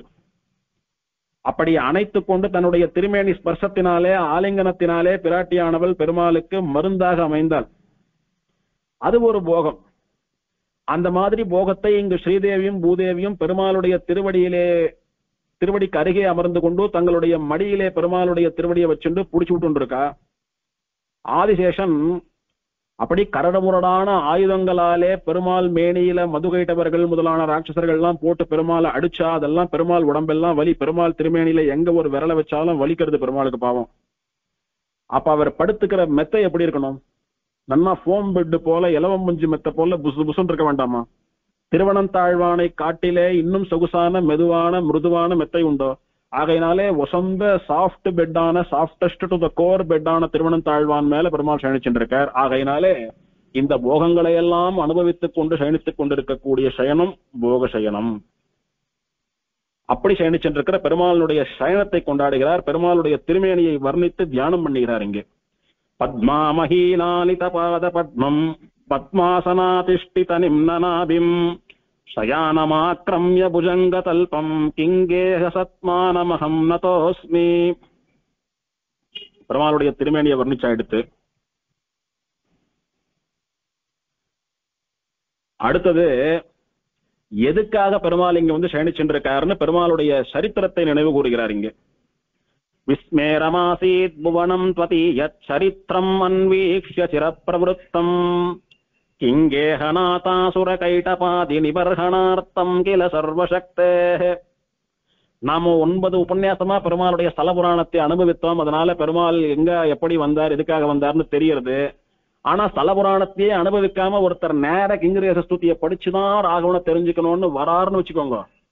பெருமாள் இப்படி எல்லாம் படுத்துட்டு இருக்காரு, அப்படி எல்லாம் படுத்துட்டு இருக்காருன்னு சொன்னீர். எதுக்காக பெருமாள் வந்தார்? எதுக்கு பெருமாளுக்கு சொகுசான தூக்கம் தேவைப்படுறது? ஏன் பிராட்டிமார்கள் பெருமாள் திருவடியை புடிச்சு விட்டு இருக்கா அப்படின்னு ஒரு கேள்வி கேட்கிறா. அதுக்கு பதில் சொல்றது போல இங்க தலபுராணமே தெரியாது, கிங்குருகேச ஸ்தூத்தியை வச்சுட்டே பெருமாளை முழுசா தெரிஞ்சுக்கணும் அப்படின்னா அதுக்கு பதில் இது. எவ்வளவு கடந்தானே மகா பராக்கிரமசாலியான வீர ராகவனான நீர் பல்லாயிரம் ஆண்டுகளுக்கு முன்னாலே மது கைட்டவர்களை எல்லாம் சம்ஹாரம் பண்ணினீர். அவளை ஆயிரக்கணக்கான வருஷங்கள் சண்டை போட்டு சம்ஹாரம் பண்ணின சிரமம் திருமேனி கலைப்பு தீர இங்கு வந்து சயனிச்சென்றிருக்கீர். இப்பேற்பட்ட வீரத்தோட கூட மதுகைட்டபாலேயே சம்ஹாரம் பண்ணிட்டு ஒண்ணுமே தெரியாதது போல இந்த பெருமாள் சாதாரணமா படுத்துட்டு இருக்கேரே அப்படின்னு உன்னை சேவிக்கிற பக்தர்கள் ஜனங்கள் எல்லாம் உன்னை பார்த்து ஆச்சரியப்படுறான்னா, அப்பேற்பட்ட மகாவீரனாக இருக்கிற நீர் எடுப்பார் கைப்பில்ல போல குழந்தை போலன்னா படுத்துட்டு இருக்கீங்க. மதுகைட்டபாலேயே சம்ஹாரம் பண்ணினவரான், ஆனா வயசான தாத்தாவாட்டம் கோல ஊனின்னு படுத்துட்டு இருக்காராம். அப்படின்னு என்ன இது ஆச்சரியம் அப்படின்னா ஜனங்கள் உன்னை பார்த்து ஆச்சரியப்படுறா அப்படின்னு எம்பெருமான் இங்க வந்து சயனிச்சென்ற சரித்திரத்தை சுவாமி குறிப்பிடுறார் இந்த ஸ்லோகத்தினாலே. கங்காதி தீர்த்தானி நிஷேவ்ய சம்புஹு சர்வாணி புண்ணியாயதனானி கத்வா அமுக்த பூர்வோ விதிஹத்யயாத்வம் அம்சம் சேவ்ய கிங்கேஹ பதே விமுக்தஹ. இப்ப எம்பெருமான் சயனித்துக் கொண்டிருக்கக்கூடிய விஜயகோட்டி விமானத்துக்கு அருகே இருக்கக்கூடியதான ஹுதாபநாசினின்னு சொல்லக்கூடிய பரம பவித்திரமான தீர்த்தத்தினுடைய பெருமை சொல்லப்படுறது. நாம கிட்டத்தட்ட 2 அத்தியாயம் 3 அத்தியாயம் ஹுதாபநாசினியினுடைய பெருமையை பார்த்தோம். அதை பார்க்காம நேரம் இங்க வரவாளுக்கு ஒரே வரியில சொல்லி முடிக்கிறார். கங்காதி தீர்த்தானி நிஷேவ்ய சம்புஹு சர்வாணி புண்ணிய ஆயதனானி ஹத்வா. தக்ஷண கொன்னதுனால பிரம்மத்தி சாபம் வந்துடுத்த ருத்ரனுக்கு. என்னதான் வீரபத்ரனை சிருஷ்டித்து வீரபத்ரன் மூலமா தக்ஷண சம்ஹாரம் பண்ணியிருந்தாலும் குற்றம் பண்ணினவனை காட்டிலும் குற்றம் பண்ண தூண்டினவனுக்குத்தான் பாவம் போய் சேருமானபடியினாலே வீரபத்ரனை ஒன்னும் பண்ணாமல் பிரம்மத்தியா தோஷமானது ருத்ரனிடத்திலே வந்து தொட்டுக்கொள்ள, அந்த பிரம்மத்தி தோஷம் போக வேண்டும் என்பதற்காக ருத்ரனானவன் என்ன பண்ணலாம்னு யோசித்தான். எல்லாரும் என்ன சொல்லுவா, நிறைய பாவம் பண்ணி எடுத்தான், கங்கையில போய் தீர்த்தமாடினா பாவம் போறதுன்னு சொல்றா. இவன் கங்கைய தலையிலே வச்சுட்டு இருக்கான், இருந்தாலும் பாவம் பண்ணிட்டான், எப்படி போகும் அது? அப்போ ஆகாசவாணி சொல்றது, கங்கையை காட்டிலும் இன்னும் விசேஷமான தீர்த்தம் ஒண்ணு உண்டு. தை அமாவாசை அன்னைக்கு கங்கை முதலான புண்ணிய தீர்த்தங்களையும் விட பல மடங்கு பெருமை அடைகிற ஹிருத்தாபநாசினின்னு சொல்லக்கூடிய தீர்த்தம் வீக்ஷாரண்ய கஷேத்திரம்னு சொல்லக்கூடிய திருவள்ளூரிலே உண்டு. அந்த தை அமாவாசை அன்னைக்கு அந்த குளத்திலே போய் தீர்த்தமாடினியானா நீ தட்சணை கொண்ட பிரம்மத்யா தோஷம் உன்னை விட்டு போகும் அப்படின்னு அசரீரி சொல்றது. அந்த அசரீரியினுடைய வாக்கை கேட்டு ருத்ரனானவன் நேர திருவள்ளூருக்கு போய் தை அமாவாசை அன்னைக்கு தீர்த்தத்திலே மூழ்கி தீர்த்தமாடுறான். ஸ்நானம் பண்ண க்ஷணத்திலே பிரம்மத்தி தோஷம் அவனை விட்டு ஓடி போயிடுறது. அப்போ தோஷம் நீங்க பெற்றவனாக பெருமாளுக்கு நன்றி தெரிவித்து விட்டு வீரராகவனை ஸ்தோத்திரம் பண்ணி பெருமாளுடைய திருவடியிலே தன் தலையை முட்டி சேவிக்கிறான் சிவன். பெருமாளிடத்திலே சில வரங்கள் கேட்கிறான். என்ன வேணும்னு பெருமாள் கேட்கிறார். சாபம் போயிடுத்து, சந்தோஷம். இப்பேற்பட்ட மகாத்மாவான தேவரீருடைய திருவடிவாரத்திலே நான் நித்தியவாசம் பண்ண வேணும். எல்லோரும் தீர்த்தமாடணும், பாவம் போகணும் அப்படின்னா பிராயசித்தத்துக்காக கங்கைக்கு வருவா. அந்த கங்கையை காட்டிலும் விசேஷமான சக்தி இந்த தீர்த்தத்துக்கு உண்டுன்னா எப்பேற்பட்ட தீர்த்தம் இது. இந்த தீர்த்தத்தினுடைய கரையிலே தினம் இந்த தீர்த்தத்துல நான் தீர்த்தமாடிண்டு இந்த தீர்த்தத்தையே சாட்டுண்டு எனக்கு சுவாமியான என்னுடைய பிரம்மத்தி தோஷத்தை நிவர்த்தனம் பண்ணின உம்முடைய திருவடியிலே நான் பக்தியோடு கூட உம்மை அனுபவித்துக் கொண்டிருக்க வேணும்னு பிரார்த்திக்கிறான். தீர்த்தத்தினுடைய கரையிலே இருக்கக்கூடியபடினாலே சைவர்கள் எல்லாம் அவனை தீர்த்தீஸ்வரன் சொல்லி இன்னைக்கும் கோவில் இருக்காங்க, கொண்டாடுறா வாழலாம்.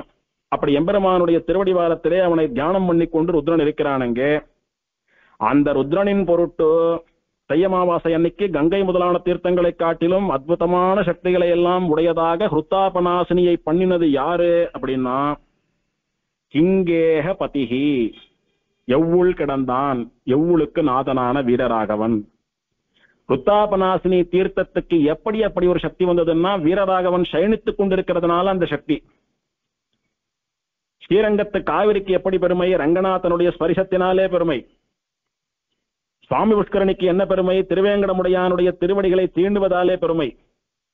அந்த மாதிரி திருவள்ளூர்ல இருக்கக்கூடிய ஹிருத்தாபநாசினிக்கு என்ன பெருமைன்னா ராகவன் சயனிச்சுட்டு இருக்கிறதுனால பெருமை.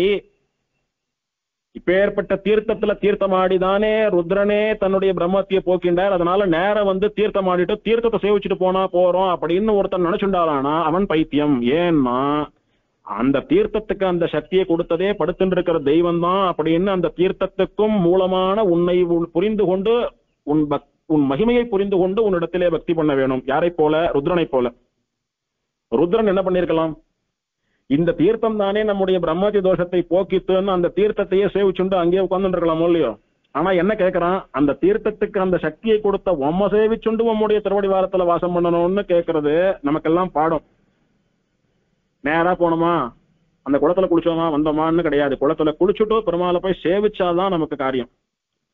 தேவ பெருமாள் சன்னதியில தங்கபல்லி வெள்ளிபல்லின்னு மலையில உண்டு, பார்த்திருப்பாங்க எல்லாரும். இந்த ஆந்திராக்காரெல்லாம் வந்தான்னா காஞ்சிபுரத்துல வரதராஜ சுவாமி குடி, தேவராஜ சுவாமி குடி அப்படின்னு விசாரிக்கவே மாட்டாவா. காஞ்சிபுரம்னு போர்டை பார்த்துட்டா இல்ல காஞ்சிபுரத்துல காலை வச்சு இறங்கிட்டாலானா பாக்கறவாளண்டெல்லாம் கேட்கிற ஒரே கேள்வி, ஒரு பஸ்ஸுக்கு 50 பேர் வந்தா 50 பேரும் ஒரு நாளைக்கு 100 பேரான கேட்கிற கேள்வி, பங்காரு பள்ளி வெண்டிபள்ளி எக்கடா, தங்கபள்ளி எங்க வெள்ளிபள்ளி எங்க, இதுதான் கேட்பா. தேவபெருமாளை சேவிக்கிறதுக்குன்னு காத்துட்டு இருந்து டிக்கெட் எல்லாம் வாங்கிட்டு மலைக்கு போயிடும் ஜனங்கள்லாம். ஆனா தங்கபள்ளி எங்க வெள்ளிபள்ளி எங்கன்னு கேட்டு பெருமாளை கூட சேவிக்காம ஸ்கிப் பண்ணிட்டு நேரம் அந்த பள்ளியை போய் தொட்டுதுனாதான் அதுக்கு ஆத்ம சாபல்யம், ஜன்ம சாபல்யம். நம்ம எல்லாம் பெருமாளை நேர்ல பார்த்தது போல அவளுக்கு அந்த பள்ளியை தொட்டா. ஆக்சுவலா அந்த ஸ்தல புராணத்திலே அந்த தங்கபள்ளி வெள்ளிபள்ளியை தொடர்வாளுடைய பாவம் போறதுன்னு ஒரு அம்சம் சொல்லப்பட்டிருந்தாலும் அந்த பாவம் போகக்கூடிய சக்தியை தரக்கூடியவன் அந்த தேவ பெருமாள். நாமெல்லாம் அதை தொடரணுன்ற அவசியம் இல்லை. அந்த சக்தியை இவன் கொடுத்ததுன்னா அவனை சரணாகதி பண்ணி சேவிச்சுண்டா தமதனைத்தும் அவர் தமக்கு வழங்கியும் தாம் மிக விளங்கும் அமைவுடைய அருளாளர்னு சுவாமி தேசிகன் சொல்ற போது அவனாலே அனுகிரகம் பண்ணப்பட்ட பல கோடி வஸ்துக்களிலே ஒன்றான பல்லிய தொட்ட என்ன காரியம் ஆக போறது? சாட்சாத் அவன் திருவடியிலே சரணாகதி பண்ண வேண்டாமா? அந்த ஒரு ஞானம் இல்லாதவர்கள் அந்த நேரம் அந்த பள்ளியை தேடிட்டு போறான். அந்த மாதிரி ருத்ரனுக்கு அந்த ஞானம் இல்லாத போயிருந்தால் வெறும தீர்த்த தாண்ட போய் உட்கார்ந்து இருக்க மாட்டானா. ஆனா ருத்ரன் என்ன பண்றான்? எப்படி நாம இருக்க வேணும் என்பதை ரோல் மாடலா காட்டி கொடுக்குறான் நமக்கு. அதனால தை அமாவாசைக்கு போனேன், குளத்துல குளிச்சேன், கையை கூப்பினேன், வந்துட்டேன், கூட்டமா இருக்கு அப்படின்னா பிரயோஜனம் இல்லை. தீர்த்தமாடிட்டு பெருமாளையும் சேவிக்க வேணும் என்பது இங்கே வலியுறுத்தப்படுகிறது. அஜஹ்னுஜானோத்ய மகாபராதம் த்விஜம் ஹி ஹுர்த்தாபஹரம் சரஸ்தே அதீதரத் கௌசிகமத்புதம் த்வதே பிரபாவதः கிங்குருஹநாதனைதத். திரும்ப அந்த தீர்த்தத்தினுடைய பெருமை சொல்லப்படுறது அடுத்த ஸ்லோகத்திலேயும் கூட. கௌசிகன்னு சொல்லக்கூடிய ஒரு பிராமணன் தன்னுடைய பாவங்கள் எல்லாம் போக வேண்டும் என்பதற்காக கங்கா ஸ்நானம் பண்ண வேண்டும் என்று காசி யாத்திரை கங்கை யாத்திரைக்கு போயிட்டு இருக்கான். போற வழியிலே புத்தி தடுமாறி ஒரு கீழ் ஜாதி பெண்ணோடு கூட சேர்ந்து அவன் இருந்ததுனாலே அந்த பாவத்தை எல்லாம் சம்பாதிச்சுட்டான். ஏற்கனவே பண்ண பாவம் போனோன்னு கங்கைக்கு போக ஆசைப்பட்டவன் சாதம் போட்டு தங்க இடம் கொடுத்த தன்னை காட்டிலும் கீழே இருக்கக்கூடியதான தன்னை காட்டிலும் வயசிலே சரி பாதி தன்னுடைய மகள் வயதிலே இருக்கக்கூடிய பெண்ணை தப்பா நடந்துட்டான். அந்த பாவம் போனோம்னா கங்கையில போய் தீர்த்தமாடினா கூட போராது, என்ன பண்றதுன்னு அவன் தவிச்ச போது ரிஷிகள் தேவர்கள்லாம் பிருந்தம் பிருந்தமா போயிட்டு இருந்தா, நீங்கெல்லாம் எங்க போறோங்கன்னா நாளைக்கு தையமாவாசை திருவள்ளூருக்கு போறோம், போய் தீர்த்தமாடினா மகா பாபம் எல்லாம் போயிடும்னு அவ சொன்னதை கேட்டு கௌஷிகனும் அந்த பொண்ணு அழிச்சுட்டு போய் அங்க தீர்த்தமாடி அந்த பாவம் எல்லாம் நீங்க பெற்று அவ 2 பேரும் தம்பதிகளா பல வருஷங்கள் ஒற்றுமையா வாழ்ந்து வைகுண்டம் போய் சேர்ந்தான்னு ஸ்தலபுராணத்திலே பார்த்தோம். அப்பேற்பட்ட கௌஷிகனுடைய பண்ணக்கூடாத மகா பாவத்தையும் போக்கினது அந்த கங்கையிலும் புனிதமான ஹுருத்தாபநாசினி தீர்த்தம். அந்த பாவத்தை போக்கினது மட்டுமல்லாமல் அவர்களை நன்கு வாழ்வாங்கு வாழச் செய்து வைகுண்ட பிராப்தியையும் அளித்தது உன்னுடைய அனுகிரகம். இதெல்லாம் எதனாலே தெரியுமா? கிங்கேகநாத எவ்வுள் கடந்தானே, உன்னுடைய பிரபாவத்தினாலே தானே இதெல்லாம். உன்னுடைய சம்பந்தம் திருவள்ளூருக்கு இல்லைன்னா அதெல்லாம் நடந்திருக்குமா அவளுக்கு அப்படின்னு அந்த க்ஷேத்திர பெருமை தீர்த்த பெருமை எல்லாம் எம்பெருமானுடைய சம்பந்தத்தினாலேன்னு காட்டப்பட்டது. ரகு பிரவீரஸ்ய தவார்ஹமே தத் யதாகதஸ்யைவ ரிபோர்ஜிகாம் சோஹோ விதூய ரக்ஷஸ்தமமுஷ்ய திவ்யம் அதாஹ் பதம் கிங்குருஹநாயகத்வம். மதுகைட்டபால சம்ஹாரம் பண்ணிட்டு வந்து சயனிச்சுருக்கிற உம்மையும் சம்ஹாரம் பண்றதுக்கு ஒரு ராட்சசன் வந்தான். அவனுக்கு பாவம் மதுகைட்டபாலையே சம்ஹாரம் பண்ண மகாவீரன் தான் இங்க படுத்துட்டு இருக்கான்னு தெரியாது பாவம். அவன் மாம்சம் சாப்பிட்டு பொழப்பு நடத்தக்கூடிய ஒரு ராட்சசன் பார்த்தான். நன்னா மலை போல கொழுத்த சரீரத்தோட படுத்துட்டு இருக்கார். அப்படியே தாமரை பூ போல ரோஸ் கலர்ல அப்படியே தகதகான் மின்றார். நன்னா கொழுக்கு முழுக்குன்னு இருக்கக்கூடிய பெரிய சரீரம். பார்த்த மாத்திரத்துல நாக்குல எச்ச விடுறது.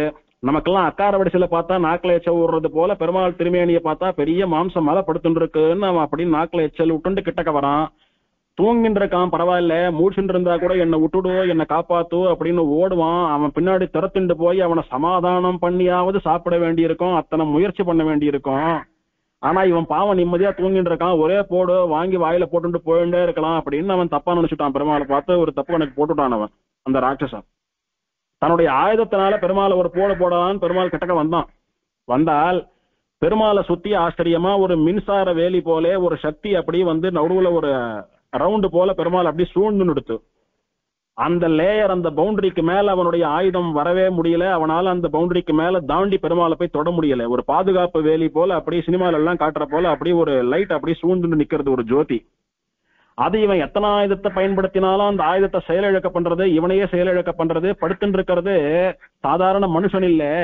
இவன் நினைக்கிறான், ஏய் என்னை பார்த்தாலே எல்லாரும் என்னை விட்டுடுன்னு பயந்து ஓடக்கூடிய இந்த லோகத்திலே நான் வந்து உன்னை ஆயுதத்தை கொண்டு அடிச்சு சாப்பிட போறேன்னு சவால் விட்டுண்டு நான் கர்ஜனை பண்ணினாலும் கூட நீ என்ன பண்ற, கட்ட பண்ணாம படுத்துட்டு இருக்கியே. அதுவும் இல்லாம உன்னை நான் எப்படியாவது சம்ஹாரம் பண்ணி சாப்பிடணும்னு என்னுடைய ஆயுதத்தை உன் பேர்ல பிரயோகம் பண்ணினா உன்னை சுத்தி மேஜிக் ஆட்டம் ஒரு வேலி ஒண்ணு உற்பத்தி ஆறுது. அது என்னுடைய ஆயுதத்தையும் என்னையும் கிட்டக்க வர முடியாம தடுக்கிறது வேற. நீ சாதாரண மனுஷனா, இல்ல மாயாவியா, இல்ல மந்திரம் தெரிஞ்ச பிராமணனா, இல்ல வித்தைகள் எல்லாம் தெரிந்த தேவனா, யாருன்னு சொல்லு எனக்கு இப்போ அப்படின்னா. பெருமாள் எதையுமே காதுல போட்டுக்கல. பக்தா பக்தியோட சொல்றதை மட்டும்தான் காதுல போட்டுப்பார். சித்த பித்தனி ஏதான உளறின்னு இருந்தா அதெல்லாம் பெருமாள் சட்ட பண்ணாம தூங்கிட்டு இருப்பார் நிம்மதியா. ராகவன் பார்த்தார், எதுவும் பதில் சொல்லல. ரொம்ப நேரம் இது போலவே புலம்பின்று இருந்தான். சுதர்சன ஆழ்வானுக்கு கோபம் வந்துடுச்சு. பண்ணக்கூடிய மகா பாபங்களை எல்லாம் பண்ணிட்டு பெருமாளையே சாப்பிடணும்னு வந்த பத்தியா, இவர் யார் தெரியுமோ, உனக்கெல்லாம் தாத்தாவுக்கு தாத்தாவான மதுகைட்டபாலையே சர்வசாதாரணமா முடிச்சுட்டு வந்து படுத்துட்டு இருக்கிற பெருமாள் ராயவன், வீரர் ராகவன் இவன். அவனிடத்துல போய் நீ சாப்பிடணும்னு வரைய உன்னை விட பைத்தியம் யாரான உண்டா? தானா வந்து நீ வலையில சிக்கிற, மாட்டிக்க போறது அவன் இல்லை நீதான் அப்படின்னு எச்சரிக்கிறார். சுதர்சன ஆழ்வான நீ நான ஒரு கை பார்த்துடலான்னு அவன் திரும்ப சுதர்சன ஆழ்வான் இடத்துல மோதுறான். சுதர்சன ஆழ்வான் அவனை திறத்திண்டு போறார். எங்கெங்கயோ சுத்தரார், சக்கரமும் பின்னாடி துரத்திண்டு வர்றது. கடைசியில அவனுடைய உயிரை காப்பாற்றிக் கொள்ள வேண்டும் என்பதற்காக அதே திருவள்ளூர்ல ராகவன் திருவடிவாரத்துல வந்து உழறான். இதுக்கு மேலேயே இவனை விட்டு வச்சா இவன் வந்து பாவ பரம்பரையை சேர்த்துட்டே போவான், நரகம்தான் வாய்க்கும், அவனை போனா போறதுன்னு அவனுடைய பாவங்களை நிறுத்தி வைக்க வேண்டும் என்பதற்காக சுதர்சன ஆழ்வான் அவனுடைய தலையை சீவிடுறார். அவனுக்கு மரணம் வந்து விடுறது. அவன் சரீரத்திலேருந்து ஆத்மா பிரிஞ்ச போது யமதூதர்கள்லாம் வந்து நிக்கிறாங்க. அந்த யம தூதர்கள் எல்லாம் மகா பாவி, பெருமாளையே சாப்பிட வந்தவன் வேற, இவனை நாங்க யமலோகத்துக்கு நரகத்துக்குத்தான் அழிச்சுட்டு போவோம் அப்படின்னு வரச்ச, அவன் என்னதான் பாவியா இருந்தாலும் சுதர்சன சக்கரமான என்னாலே சம்ஹரிக்கப்பட்டவன். அவனுடைய பிராணன் திருவள்ளூர் கஷேத்திரத்திலே வீரராகவனுடைய திருவடிவாரத்துல போயிருக்கு. எப்பேற்பட்ட குரூரமான பாப்பியாக இருந்தாலும் எம்பெருமானுடைய திருவடியிலே அவனுடைய பிராணன் போயிடுத்துன்னா சத்தியமா அவனுக்கு வைகுண்டம் உண்டு. அது படுத்துட்டு இருக்கிற வீரராகவனுடைய சங்கல்பம். ஆகையினாலே யமபட்டர்களே உங்க வேலையை பார்த்துட்டு போங்கன்னு சுதர்சன ஆழ்வான் அவளுக்கு உபதேசம் பண்ணி அவளை அனுப்பிட்டார். பெருமாள் அவளுக்கு மோட்சம் கொடுத்தான். விஷ்ணு தூதா வந்து அந்த ராட்சசனை மோட்சத்துக்கு அழிச்சுட்டு போனான். இதை இப்ப மட்டும் இல்ல, ராமாவதாரம் கிருஷ்ணாவதாரம்னு எத்தனையோ அவதாரங்கள்ல கூட உன் இடத்துல அபச்சாரப்பட்டவாளுக்கெல்லாம் கூட நீ போனா போறதுன்னு மன்னிச்சு வைகுண்டம் கொடுத்தியே, அதேதான் இன்னைக்கு அர்ச்சாவதாரத்திலும் கூட பண்ணி கொண்டிருக்கிறாய் அப்படின்னுட்டு பெருமாளை எதிர்க்கிறவனோ வெய்யறவனோ, பெருமாளிடத்திலே அபச்சாரப்பட்டவனோ, பெருமாளை நம்பாதவனோ, பெருமாளிடத்திலே பக்தி இல்லாதவனோ யாராக இருந்தாலும் சரி, பெருமாளுடைய திருவடி வாரத்திலே அவனுடைய மண்ணுல உசர விட்டாலானா அவளுக்கு வைகுண்டம் அப்படின்னு எம்பெருமானுடைய திருவடி வாரத்திலே பிராணத்தியாகம் பண்ணுபவர்களுடைய பிரயத்தனமே இல்லாமல் கேவலம் பெருமாளுடைய கருணையினாலே கிடைக்கக்கூடியதான மோட்ச பிரபாவம் சொல்லப்பட்டது இந்த ஸ்லோகத்தினாலே.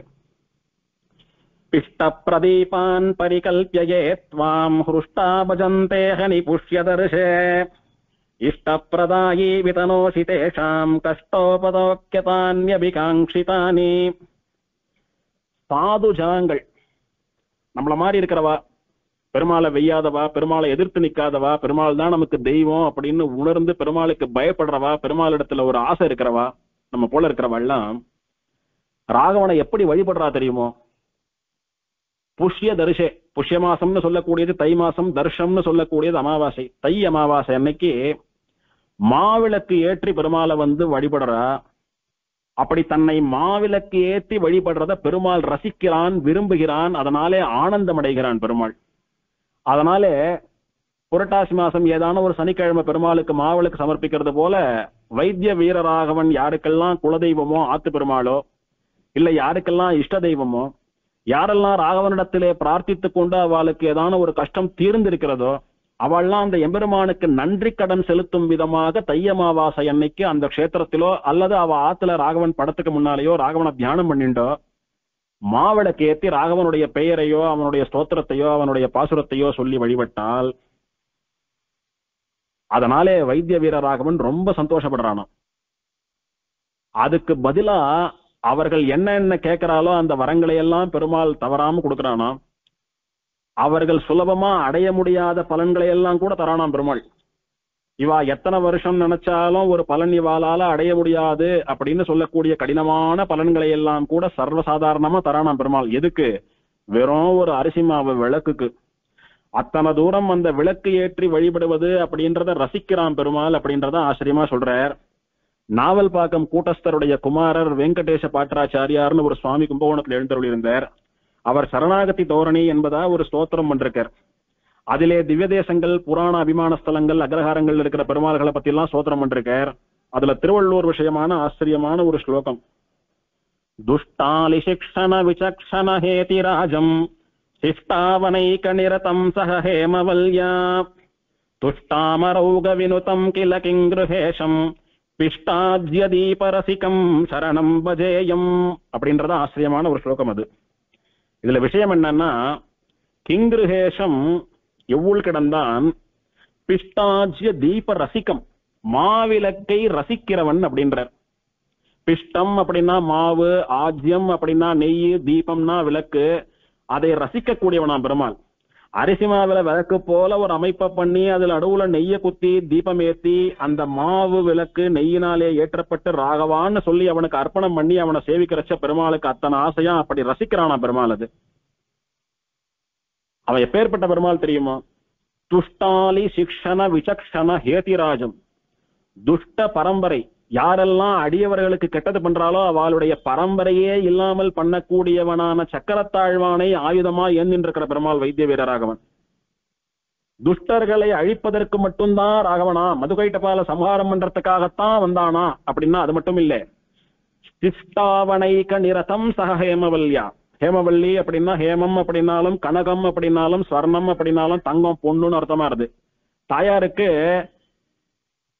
கனகவல்லின்னு திருநாமம்னு பார்த்தோம். ஸ்வர்ண சீதா கனகவல்லின்னு பார்த்தோம்.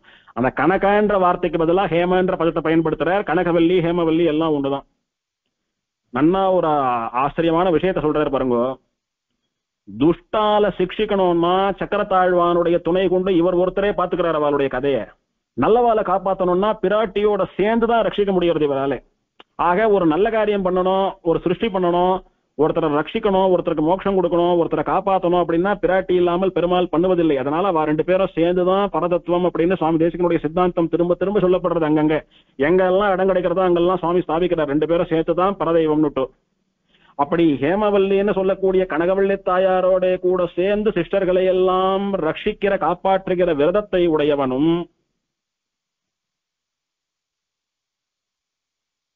ரொம்ப சந்தோஷத்தோட தேவர்கள் கூட்டங்கள் எல்லாம் கூட வந்து வணங்குகிறவனுமான கிங்குருகநாதன் சுவாமி பெருமாள். அப்படின்னா தேவர்கள்லாம் வந்து வணங்குவா, சாதாரண விஷயம் தானே, இதுல என்ன பெரிய பெருமை இருக்கு? தேவர்களுக்கெல்லாம் இவன் தேவனா இருக்கிறபடினால தேவாலெல்லாம் வந்து சேவிச்சுதானே ஆகணும். அப்ப அதெல்லாம் ஒரு பெருமையா அப்படின்னா அப்படி இல்ல. தேவர்கள் எல்லாம் மகிழ்ச்சியோட கூட வந்து சேவிக்கப்படுபவன். இத ஸ்தலபுராணத்துல பார்த்தோம். பெருமாள் மதுகைட்டப சம்ஹாரம் பண்ணின போது தங்களுக்கு மகா எதிரிகளாக இருந்து தங்களை ஹிம்சித்துக் கொண்டு வந்த மதுகைட்டபால சம்ஹாரம் பண்ணி அவளுடைய கொடுமையிலிருந்து நம்மளை பெருமாள் காப்பாத்திட்டார் அப்படின்னுட்டு அந்த சந்தோஷத்திலே நன்றி தெரிவிக்க வேணும் என்பதற்காக இந்திரன் தலைமையிலே 33 கோடி தேவர்களும் திருவள்ளூருக்கு வந்தா.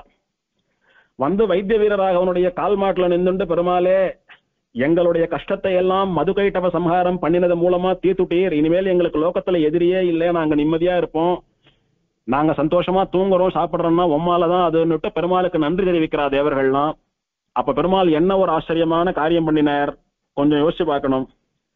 பெருமாள் சொன்னார், இந்திரா ஒரு முறையும் உனக்கு யாரானும் எதிரிகள் வந்துருப்பா, அந்த எதிரிகளை எல்லாம் நானே அவதாரம் பண்ணி நானே இறங்கி வந்து சம்ஹாரம் பண்ணணும்னு நினைச்சுட்டு இருக்காத. என்னுடைய வீரத்திலே என்னுடைய சக்தியிலே ஒரு பாகத்தை உனக்குள்ள நான் தூக்கி போடுறேன், அதை வச்சு போஷிக்கோ. அந்த சக்தியை வைத்து உன்னுடைய எதிரிகளை நீயே சம்ஹாரம் பண்ணிக்கொள்னு ஒரு விசேஷ சக்தியை பெருமாள் கொடுத்தான். திருவள்ளூர் வைத்திய வீரராகவன் இந்திரனுக்கு கொடுத்தான், தேவேந்திரனுக்கு. அதை கொண்டு இந்திரன் ருத்ராசுரன் சொல்லக்கூடிய ஒரு கொடிய ராட்சசனை சம்ஹாரம் பண்ணினான்னு பார்த்தோம். அந்த சக்தியை பெருமாள் கொடுக்கலன்னா ஒரு முறையும் பெருமாளிடத்திலே போய் ஐயோ இவன் அடிக்கிறான், அவன் குத்துறான், இவன் வெட்டுறான், இவன் கிள்ளறான், இவன் உதைக்கிறான், காப்பாத்துன்னு அழுதுருப்பா, வேற ஒண்ணும் பண்ணிருக்க மாட்டா. பெருமாள் இந்த சக்தியை கொடுக்கலன்னா அழுதுண்டு வந்து சேவிச்சிருப்பா. சக்தியை கொடுத்து எதிரிய சம்ஹாரம் பண்ணக்கூடிய சக்தியை உனக்கே கொடுத்துட்டேன், நீயே சம்ஹாரம் பண்ணிடுன்னு பவரை கொடுத்ததுனால சந்தோஷம் வந்து கொடுத்து இந்திரனுக்கு. அதனால மகிழ்ச்சியோட கூட வந்து சேவிக்கிறானா பெருமாளே. திரும்பவும் நாங்கெல்லாம் ஏன் இங்க வந்து உன்னை சேவிக்கிறோம்னு நினைக்கிறியா? இப்ப நாங்க அழுதுண்டே துக்கத்தோட வரல, சந்தோஷத்தோட சிரிச்சுட்டே வந்திருக்கோம். ஏன்னா தேவரீர் ஒரு ராட்சசன சம்ஹாரம் பண்றதுன்றதெல்லாம் அப்படி காத்துல இருக்கிற ஒரு தூசி அப்படி ஊதுறது மாதிரி சாதாரணமான விஷயம் உமக்கு. ஆனா எங்களுக்கு அது பெரிய விஷயமா இருக்கு சுவாமி, பெரிய சாகசம். ஆனா நீர் என்ன பண்ணினீர்? எப்பேற்பட்ட ராட்சசனையும் கூட நாங்களே சம்ஹாரம் பண்ணும்படியான சக்தியை தேவேந்திரனுக்கு கொடுத்திரோம். அதனால தேவர்கள் தங்களை தாங்களே ரட்சித்துக் கொள்ளக்கூடிய வீரம் உடையவர்கள்னு லோகத்திலே எங்களுக்கு பெருமை தானே அது. அந்த பெருமையை அந்த சக்தியை பிச்சையா போட்ட எங்களுக்கெல்லாம் அந்த சந்தோஷத்தோட கூட நாங்கள் எல்லாம் வந்து உன்னை சேவிக்க வந்திருக்கிறோம்னு தேவர்கள்லாம் மகிழ்ச்சியோட கூட வந்து சேவிக்கக்கூடிய பெருமாள் அப்படின்னு அவனுடைய வரம் கொடுக்கும் தெய்வம் அப்படின்றது அங்கே புகழப்படுகிறது. அப்பேற்பட்டவன் பெரிய ராட்சசாலை எல்லாம் சம்ஹாரம் பண்ணினவன், தாயாரோடு கூட இந்த லோகங்களை எல்லாம் ரட்சிப்பவன், தேவர்கள் மகிழ்ந்து வந்து சேவிக்கக்கூடியவன். அவன் எதுக்கு ஆசைப்படுறான், எதை ரசிக்கிறான் தெரியுமோ? பெரிய வேதத்திலே சொல்லப்பட்ட யாகங்களோ இல்ல ஆயிரக்கணக்கான வருஷங்கள் பண்ணக்கூடிய தபஸையோ எல்லாம் கேட்கல பெருமாள். சாதாரண மாவிளக்கு ஏத்தி அவன் பேரை சொல்லி பிரார்த்திச்சுட்டோமான அதை ரசிக்கிறானாம் பெருமாள். பிஷ்டாஜ்யதி பரசிகம் சரணம் பஜேயம். இப்பேற்பட்ட பெருமைகளை உடைய பெருமாள் இந்த ஏழையினிடத்திலே எதிர்பார்ப்பது என்ன தெரியுமோ? என்னாலே முடிந்த அரிசி மாவுல நெய்ய குத்தி விளக்கேற்றுறது தான் எதிர்பார்க்கிறான் பெருமாள், அதை ரசிக்கிறான் பெருமாள்.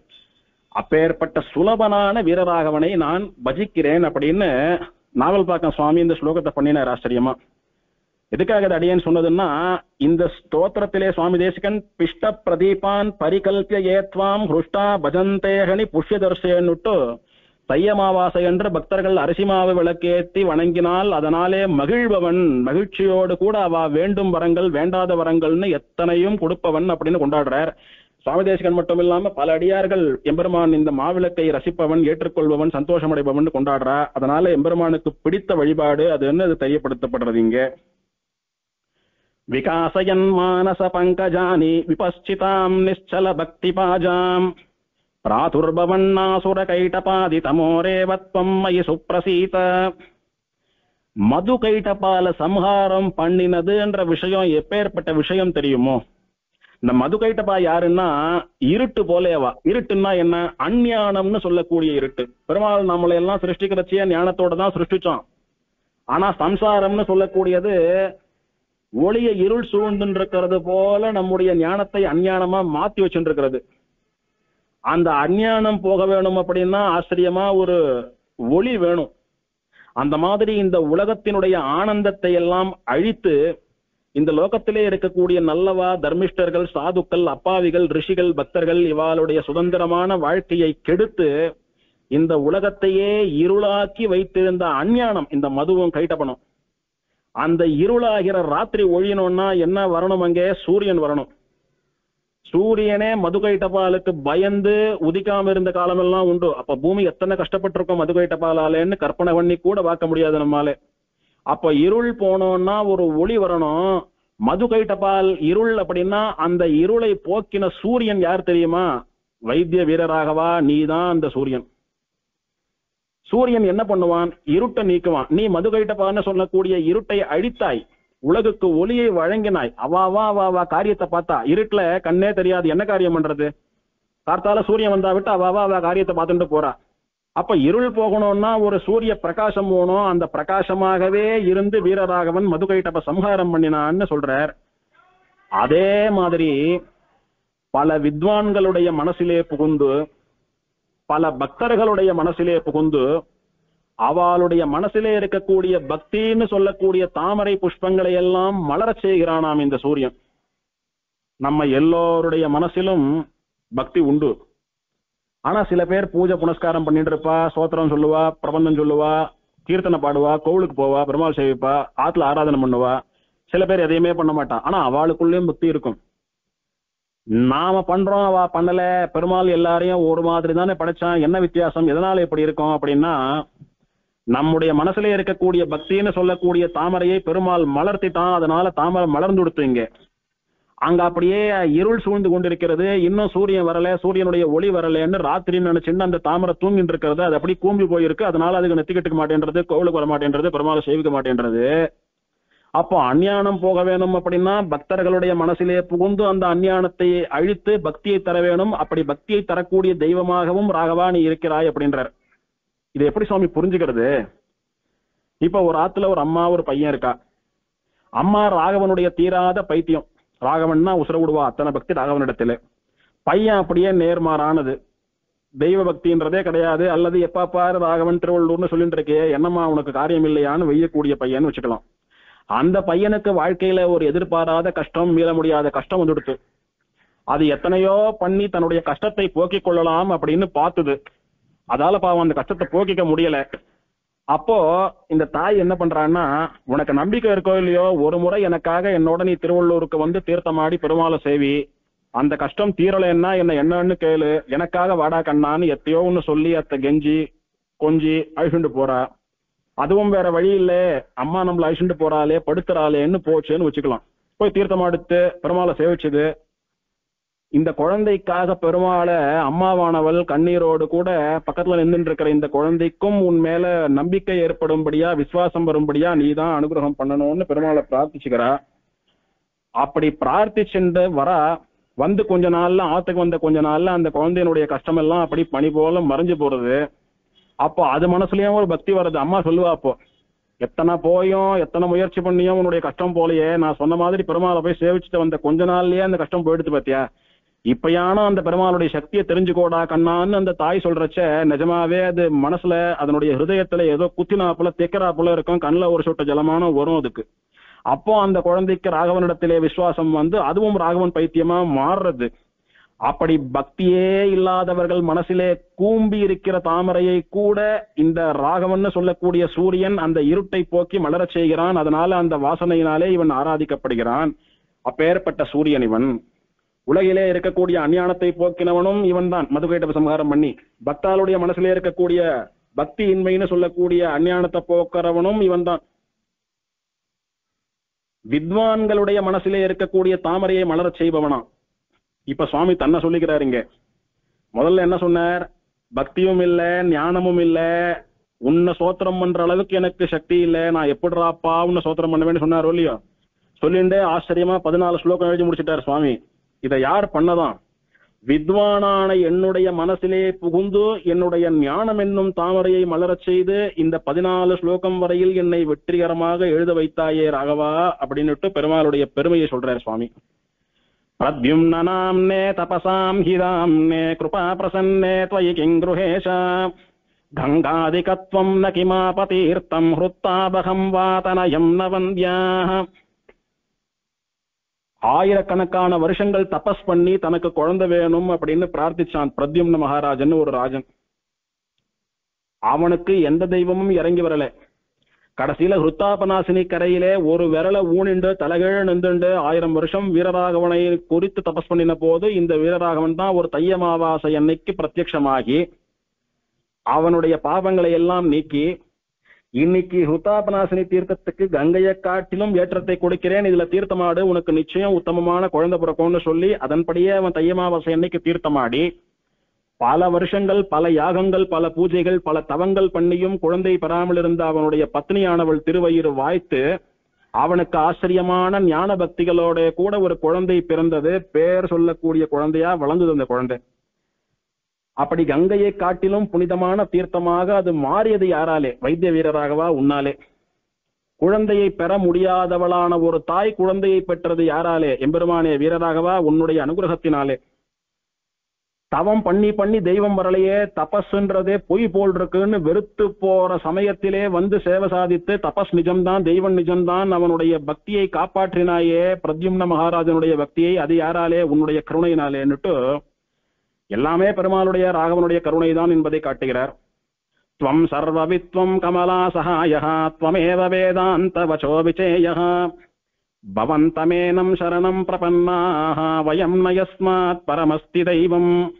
எபெருமானே, நீ சாதாரணமா படுத்துட்டு இருக்கிற வயசான கழவர் இல்ல, சர்வஜ்ஞன். கண்ணை மூடின்னு இருக்கிற மாதிரி தெரியும், ஆனா எந்தெந்த லோகங்கள்ல எந்தெந்த மூலையில என்னென்ன நடக்கிறதுன்றதெல்லாம் உனக்கு தெரியும். லக்ஷ்மி காந்தன், திருமகள் கேள்வன் அப்படின்னா என்ன? பரம்பொருள் நீ. வேத வேதாந்தங்கள் உபனிஷதங்கள் எல்லாம் பேசுவது யாரை? உன்னைத்தான். வேதமெல்லாம் பகவானுடைய பிரபாவம் தானே. அந்த வேதங்கள் எல்லாம் ஒரு பரம்பொருளை துதிக்கிறதே, அந்த பரம்பொருளே நீதான். தேவரீரை விட உயர்ந்த தெய்வம் ஒண்ணு கிடையவே கிடையாது. எப்படி தெரியுமோ? திருவில்லா தேவரை தேரேன் மீன் தேவுன்னு திருமணிசை பிரான் சாதிக்கிறார். எவன் மகாலட்சுமியினுடைய கணவன் இல்லையோ அவன் பரம்பொருள் இல்லை என்றார். அப்ப மகாலட்சுமியினுடைய கணவன் யாரு? சாட்சாத் ஸ்ரீமன் நாராயணன். அந்த வீரராகவன் தான் லட்சுமிகாந்தன். கனகவல்லியினுடைய மணவாளனாக இருக்கிறபடினாலே நீதான் பரம்பொருள். இருந்த இடத்துல இருந்தே எல்லாத்தையும் பண்றேன்னு முதல் ஸ்லோகத்திலேயே சொல்லி எடுத்து நீதான் சர்வஜ்ஞன்.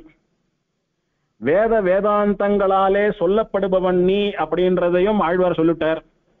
எப்படி பார்த்தாலும் உன்னை விட உயர்ந்த தெய்வம் ஒண்ணு இல்லை. அதனால நான் உன்னை சரணமடைகிறேன். உன்னை சரணமடைஞ்சதுனால இன்னொரு தெய்வத்தை தேடி போக வேண்டிய நிலை எனக்கு கிடையாது, இழி நிலை எனக்கு கிடையாது அப்படின்னுட்டு ராகவன் ராகவன் பைத்தியமா புலம்புறதுக்கு என்ன காரணம்ன்றத சொல்றார்.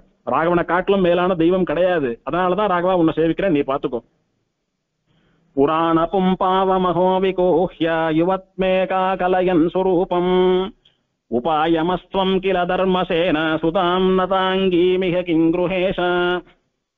எவ்வளவு கிடந்தானே தேவரீர் வயசான பிராமணரா சாலிஹோத்திர மகரிஷியினுடைய ஆசிரமத்துக்கு வந்து சயனித்துக் கொண்டீர். அத மறந்துட்டு அழகான ஒரு இளைஞனா போய் தர்மசேன மகாராஜாவினுடைய பொன்னான வசுமதியை கல்யாணம் பண்ணிட்டீங்களே, என்ன ஆச்சரியம் இது! நடக்க கூட முடியாமல் சாட்டா உடனே படுத்துக்கணும், சாட்டு நடக்க கூட முடியாது, அத்தனை அசக்தியா அத்தனை அனாரோக்கியமா இருக்கு என்னுடைய உடம்பும் வயசும், நான் படுத்துக்கணும், இதுக்கு மேல ஒரு அடி கூட எடுத்து வைக்க முடியாதுன்னு கேட்டு குச்சிய கூட பக்கத்திலேயே வச்சுட்டு படுத்துட்டு இருக்கிற முதியவன் நீ. அப்படி வந்தவன் என்ன வாட்டமா ஒரு அழகான கட்டிலம் காளையா மாறி குதிரை மேல வந்து தர்மசேன மகாராஜாவினுடைய பொண்ணு பார்த்த மட்டில காதல் வந்து பண்ணா இவனைத்தான் கல்யாணம் பண்ணிப்பேன்னு சொல்லும்படியா அவளை மயக்கி கல்யாணம் பண்ணிண்டிய. என்ன ஆச்சரியம் இது! அப்பேற்பட்ட கிழவனுக்கு சின்ன வயசா மாறி ஒரு சின்ன பொண்ணை கல்யாணம் பண்ணிக்கிறான்னா இது லோகத்திலே நடக்கக்கூடிய காரியமா? ஆகையினாலே உன்னாலே சாதிக்க முடியாத விஷயங்கள்னே ஒண்ணு கிடையாது. உன்னுடைய பிரபாவம் எல்லாம் இப்படி சொல்லிண்டே போலாம். எல்லாமே ஆச்சரியமான பிரபாவம், ஆச்சரியமான பிரபாவம் அப்படின்னு பெருமாளுடைய பிரபாவங்களை எல்லாம் ஒன்னொன்னா சொல்லிட்டு வந்து இதுக்கு மேல அவரால அப்படின்னு அப்படியே வந்து ஆச்சரியப்பட்டு நின்றுட்டார். இதுக்கு மேல போக முடியல. ஐயோ அப்படின்னு திருப்பான ஆழ்வார் நின்றது போல நின்றுட்டார் சுவாமி. இங்க இதுக்கு மேல பெருமாளுடைய பிரபாவத்தை சொல்ல முடியல. சரி, ஸ்தோத்திரத்தை முடிக்கலான்னு இப்ப முடிவு பண்ணிட்டார் சுவாமி. ஸ்ரீ பூமிலாலித பதம் ஸ்ரிதசேஷதல்பம் கல்பாந்த யோக்ய புவனாவன யோக நித்ரம் ஸ்ரீசாலிஹோத்திர சிரசா திருதஹஸ்த பத்மம் ஸ்ரீவீர ராகவ விபும் ஸ்ரயதாம் மனோமே. ஸ்ரீதேவி பூமி தேவியாலே பிடிக்கப்பட்ட திருவடிகளை உடையவன் நீ. ஸ்ரீபூமி தேவிகள் 2 பேரும் உன் திருவடி கிட்ட உட்கார்ந்து உன் திருவடியை பிடிச்சு விட்டு இருக்கா. திருவனந்தாழ்வான்னு சொல்லக்கூடிய ஆதிசேஷனிலே நீ சயனித்துக் கொண்டிருக்கிறாய். தூங்குவது போல உலகத்தை ரட்சித்துக் கொண்டிருக்கிறாய். சாலிஹோத்திர மகரிஷியனுடைய தலையிலே உன்னுடைய கையை வச்சு அவரை அனுகிரகம் பண்ணி அவர் கேட்கிற வரத்தை கொடுத்து வரக்கூடிய அடியவர்களை எல்லாம் காப்பாற்றுவேன்னு அவருக்கு சத்தியம் பண்ணி கொடுச்சுருக்கேன். இப்பேற்பட்ட உன்னுடைய துயரறு சுடரடி வரக்கூடிய அடியவர்களுடைய கஷ்டங்களை எல்லாம் அழிக்கக்கூடிய திருவடியை என் மனசு அடையட்டும் அப்படின்னு பெருமாளுக்கு ஒரு தியான ஸ்லோகம் போல பண்றாரு. இது 17 ஸ்லோகத்தினாலே பெருமாளுடைய பெருமைகளை எல்லாம் சொல்லி எடுத்து இப்ப என்ன பண்ணணும்? இப்பேற்பட்ட பெருமாளை போற்ற வேணும், வணங்க வேணும். அப்ப இந்த கிங்குருகேச ஸ்துதிக்கே ஹிருதயம் போல ஒரு ஸ்லோகம் இருக்கும்னா அது இந்த ஸ்லோகம் தான். ஸ்ரீ பூமி லாலித பதம், ஸ்ரீதேவி பூமி தேவிகளாலே பிடிக்கப்பட்ட திருவடிகளோட கூட ஸ்ரிதசேஷ தல்பம் திருவனந்தாழ்வான் மீது சயனித்துக் கொண்டு கல்பாந்த யோகிய புவனாவன யோக நித்திரம் காலத்துக்கும் இந்த உலகங்களை எல்லாம் எப்படி ரட்சிப்பதுன்னு சங்கல்பம் பண்ணிட்டு படுத்துட்டு இருக்கிற பெருமாள் தன்னுடைய ஒரு திருக்கரத்தை சாலிஹோத்திர மகரிஷியினுடைய தலையிலே வைத்து வரக்கூடிய அடியவர்களை ரட்சிப்பேன் என்று சத்தியம் பண்ணுவது போல வைத்துக் கொண்டிருக்கிறானே, அந்த வீரராகவன் சொல்லக்கூடிய விபு அப்படின்னா எங்கும் நிறைந்திருப்பவன். திருவள்ளூர்ல மட்டுமில்லை, அவன் எங்கும் நிறைந்திருக்கக்கூடிய பரம்பொருள், அவன் அந்தர்யாமி. ஸ்ரயதாம் மனோமே, அவனை என்னுடைய மனது அடையட்டும். நான் திருவள்ளூர்ல இருந்தாலும் சரி, இல்லைன்னாலும் சரி, எங்க இருந்தாலும் என்னுடைய மனசு அவன் அடையட்டும். ஒரு பெருமாளுடைய தியான ஸ்லோகம் இது. வைத்திய வீரராகவன் எப்படி இருக்கிறானோ அவனுடைய கோலத்தை வர்ணித்து, அப்படி இருக்கக்கூடிய வீரராகவனுடைய கோலத்தை நான் என் மனசிலே தியானம் பண்ணி கொண்டு மானசீகமா அவனை சரணாகதி பண்றேன் அப்படின்னு சுவாமி சரணாகதி பண்ணக்கூடிய ஸ்லோகம் இது. இந்த கிங்குருகேச ஸ்துதியையே மனப்பாடம் பண்ணலனாலும் இந்த ஒரு ஸ்லோகத்தை ராகவனுடைய அடியவர்கள் நிச்சயம் தெரிந்து வைத்துக் கொள்ள வேண்டியது ஸ்வரூபம். அப்பேற்பட்ட ஆச்சரியமான ஸ்லோகம். இப்போ ஸ்தோத்திரத்தை பலஸ்ருதி சொல்லி முடிக்கிறார் சுவாமி. வெங்கடேஷ கவினா விநிர்மிதாம் கிங்குருஹாதிபதி சம்ஸ்துதிம் படன் திவ்ய போகமுபபுஜ்யமானவோ பவ்ய ரூபமவலோகயேத் பிரபோஹ.